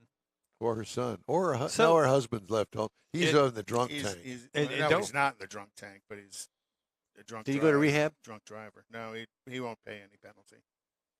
No. He won't pay any penalty. And I bet you even that though he the injured guys that gave somebody. him the ticket and arrested him probably don't have a job anymore. You might guess. They're in Speaking some of state which, park. What? I don't have a job anymore no, either? first Saturday in October, I didn't hear it on Conrad's Deal, but we are going to be at Woody's Waterfront Car Show down in San Leon. We're going to be doing our broadcast from there. Very nice. And, let's and the not forget- 17th of September is Tailpipes and Tacos Yes. at Lupe Tortillas. Yeah, so make plans to do it, especially the most one that's closest to us is September the 17th, where we'll have our next remote broadcast. We haven't had a remote broadcast in a Yeah, while. it's been hot. It hasn't bothered me not to be out in the heat. And one of the things with Lupe is the tacos that you buy at the restaurant there, the proceeds go to Shirley's Kids. Mhm. So Which is The very- tacos, the coffee, the coffee, adult yeah, a beverages. charity started yep. by Shirley Muldowney, serving kids. it all goes there. And subscribe to the show. It's all good Go stuff. to YouTube, catch us on YouTube, and hit that little red button that says subscribe. Please, we're begging. Please, We're not please. begging you. Or Conrad will come to your house. And work on your car and the ignition switch. No. What car are you going to review next week, Morris? The Kia. I'll tell you just a second. That's okay. We ain't got time for you to TikTok. think about it. TikTok, TikTok, TikTok. And I'll be reviewing that thing that I'm driving. The Kia Buick. Seltos. Kia Seltos. Okay. All right. Don't We're going to take a quick break, and we're going to wrap up today's show right after this. Get out the permanent marker and write on your wall calendar the next Tailpipes and Tacos Cruise In, Saturday, September 17th, 2022. It's the fall edition of Tailpipes and Tacos at the Lupe Tortilla in Katy, 8 to 11 a.m. It's the only place cruisers compete for Lupe's Chili Pepper trophies and other prizes. There's no charge to enter your vehicle for Best Hot Rod, Best Classic, or Best Modern Classic. Tailpipes and Tacos is Houston's coolest and most unique cruise in and is your opportunity to see the best hot rod, show cars, classics, and resto mods. And Get Loopy Tortilla breakfast tacos with adult beverages. There's no entry fee, and cars will automatically compete for those much sought-after custom Loopy trophies and other prizes. It happens at the Loopy Tortilla Tex-Mex in Katy on the Grand Parkway at Kingsland Boulevard, just south of I-10. It's Tailpipes and Tacos Fall Edition, Saturday, September 17th. The In Real Time Car Talk Show will be there too. Celebrate the beginning of fall and the return of the Tailpipes and Tacos Cruise-In, Saturday morning, September 17th, 8 to 11 a.m. We'll see you then, weather permitting. Want to take a minute to tell you about Gulf Coast Auto Shield, a Houston detail company like no other. Gulf Coast Auto Shield offers paint correction services that'll give your car, truck, or SUV a like-new shine. Afterwards, you'll want to protect it with a professionally installed nano-ceramic coating or protection film. Worried about your very expensive windshield getting damaged, broken, or cracked? Let Gulf Coast Auto Shield install ExoShield, a windshield protection film. Give John Gray a call today or check out their website, gcautoshield.com. Hey, whether you own a new, ultra-expensive, exotic, or a 5-year-old Suburban, Gulf Coast Auto Shield will help keep your investment looking like the day it rolled off the assembly line. Gulf Coast Auto Shield is conveniently located on the South Sam Houston Parkway, just south of I-69, the Southwest Freeway. Meet the staff and check out all of their services online right now at gcautoshield.com. The In Wheel Time Car Talk Show is now part of the iHeart family. Now you'll have access to 24/7 Car Talk anytime you need a fix. Just download the iHeart Radio app and ask for In Wheel Time Car Talk, and there we are. Be sure to save us in your iHeart library for instant access. No matter where you are, you have the best Car Talk Show right on your PC, laptop, or mobile device and never have to worry about finding us again. Of course, you can always get access to our video and audio streams via InWheelTime.com and your favorite podcast channel, and all of this is free to you. From the iHeart Radio app, you'll not only hear our Saturday morning live show, but the best shows of the past, updated weekly. Never miss a minute of up-to-date new car reviews, pre-owned reviews, Conrad's Car Clinic, informative interviews, automotive news, and the most fun car talk show on the planet. Just download the iHeart Radio app, search for In Wheel Time Car Talk, save it to your library, and with a tap of the icon, you'll be in touch with your favorite Car Talk team. In Wheel Time Car Talk, streaming now on iHeart.com/InWheelTimeCarTalk. Well, I think you know what that sound means. It is. We're saying goodbye. That's a wrap for this week's In Wheel Time Car Talk Show.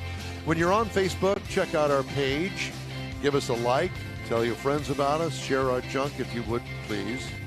You'll get Conrad's Unicorn Hunting features along with all things automotive all week long for free.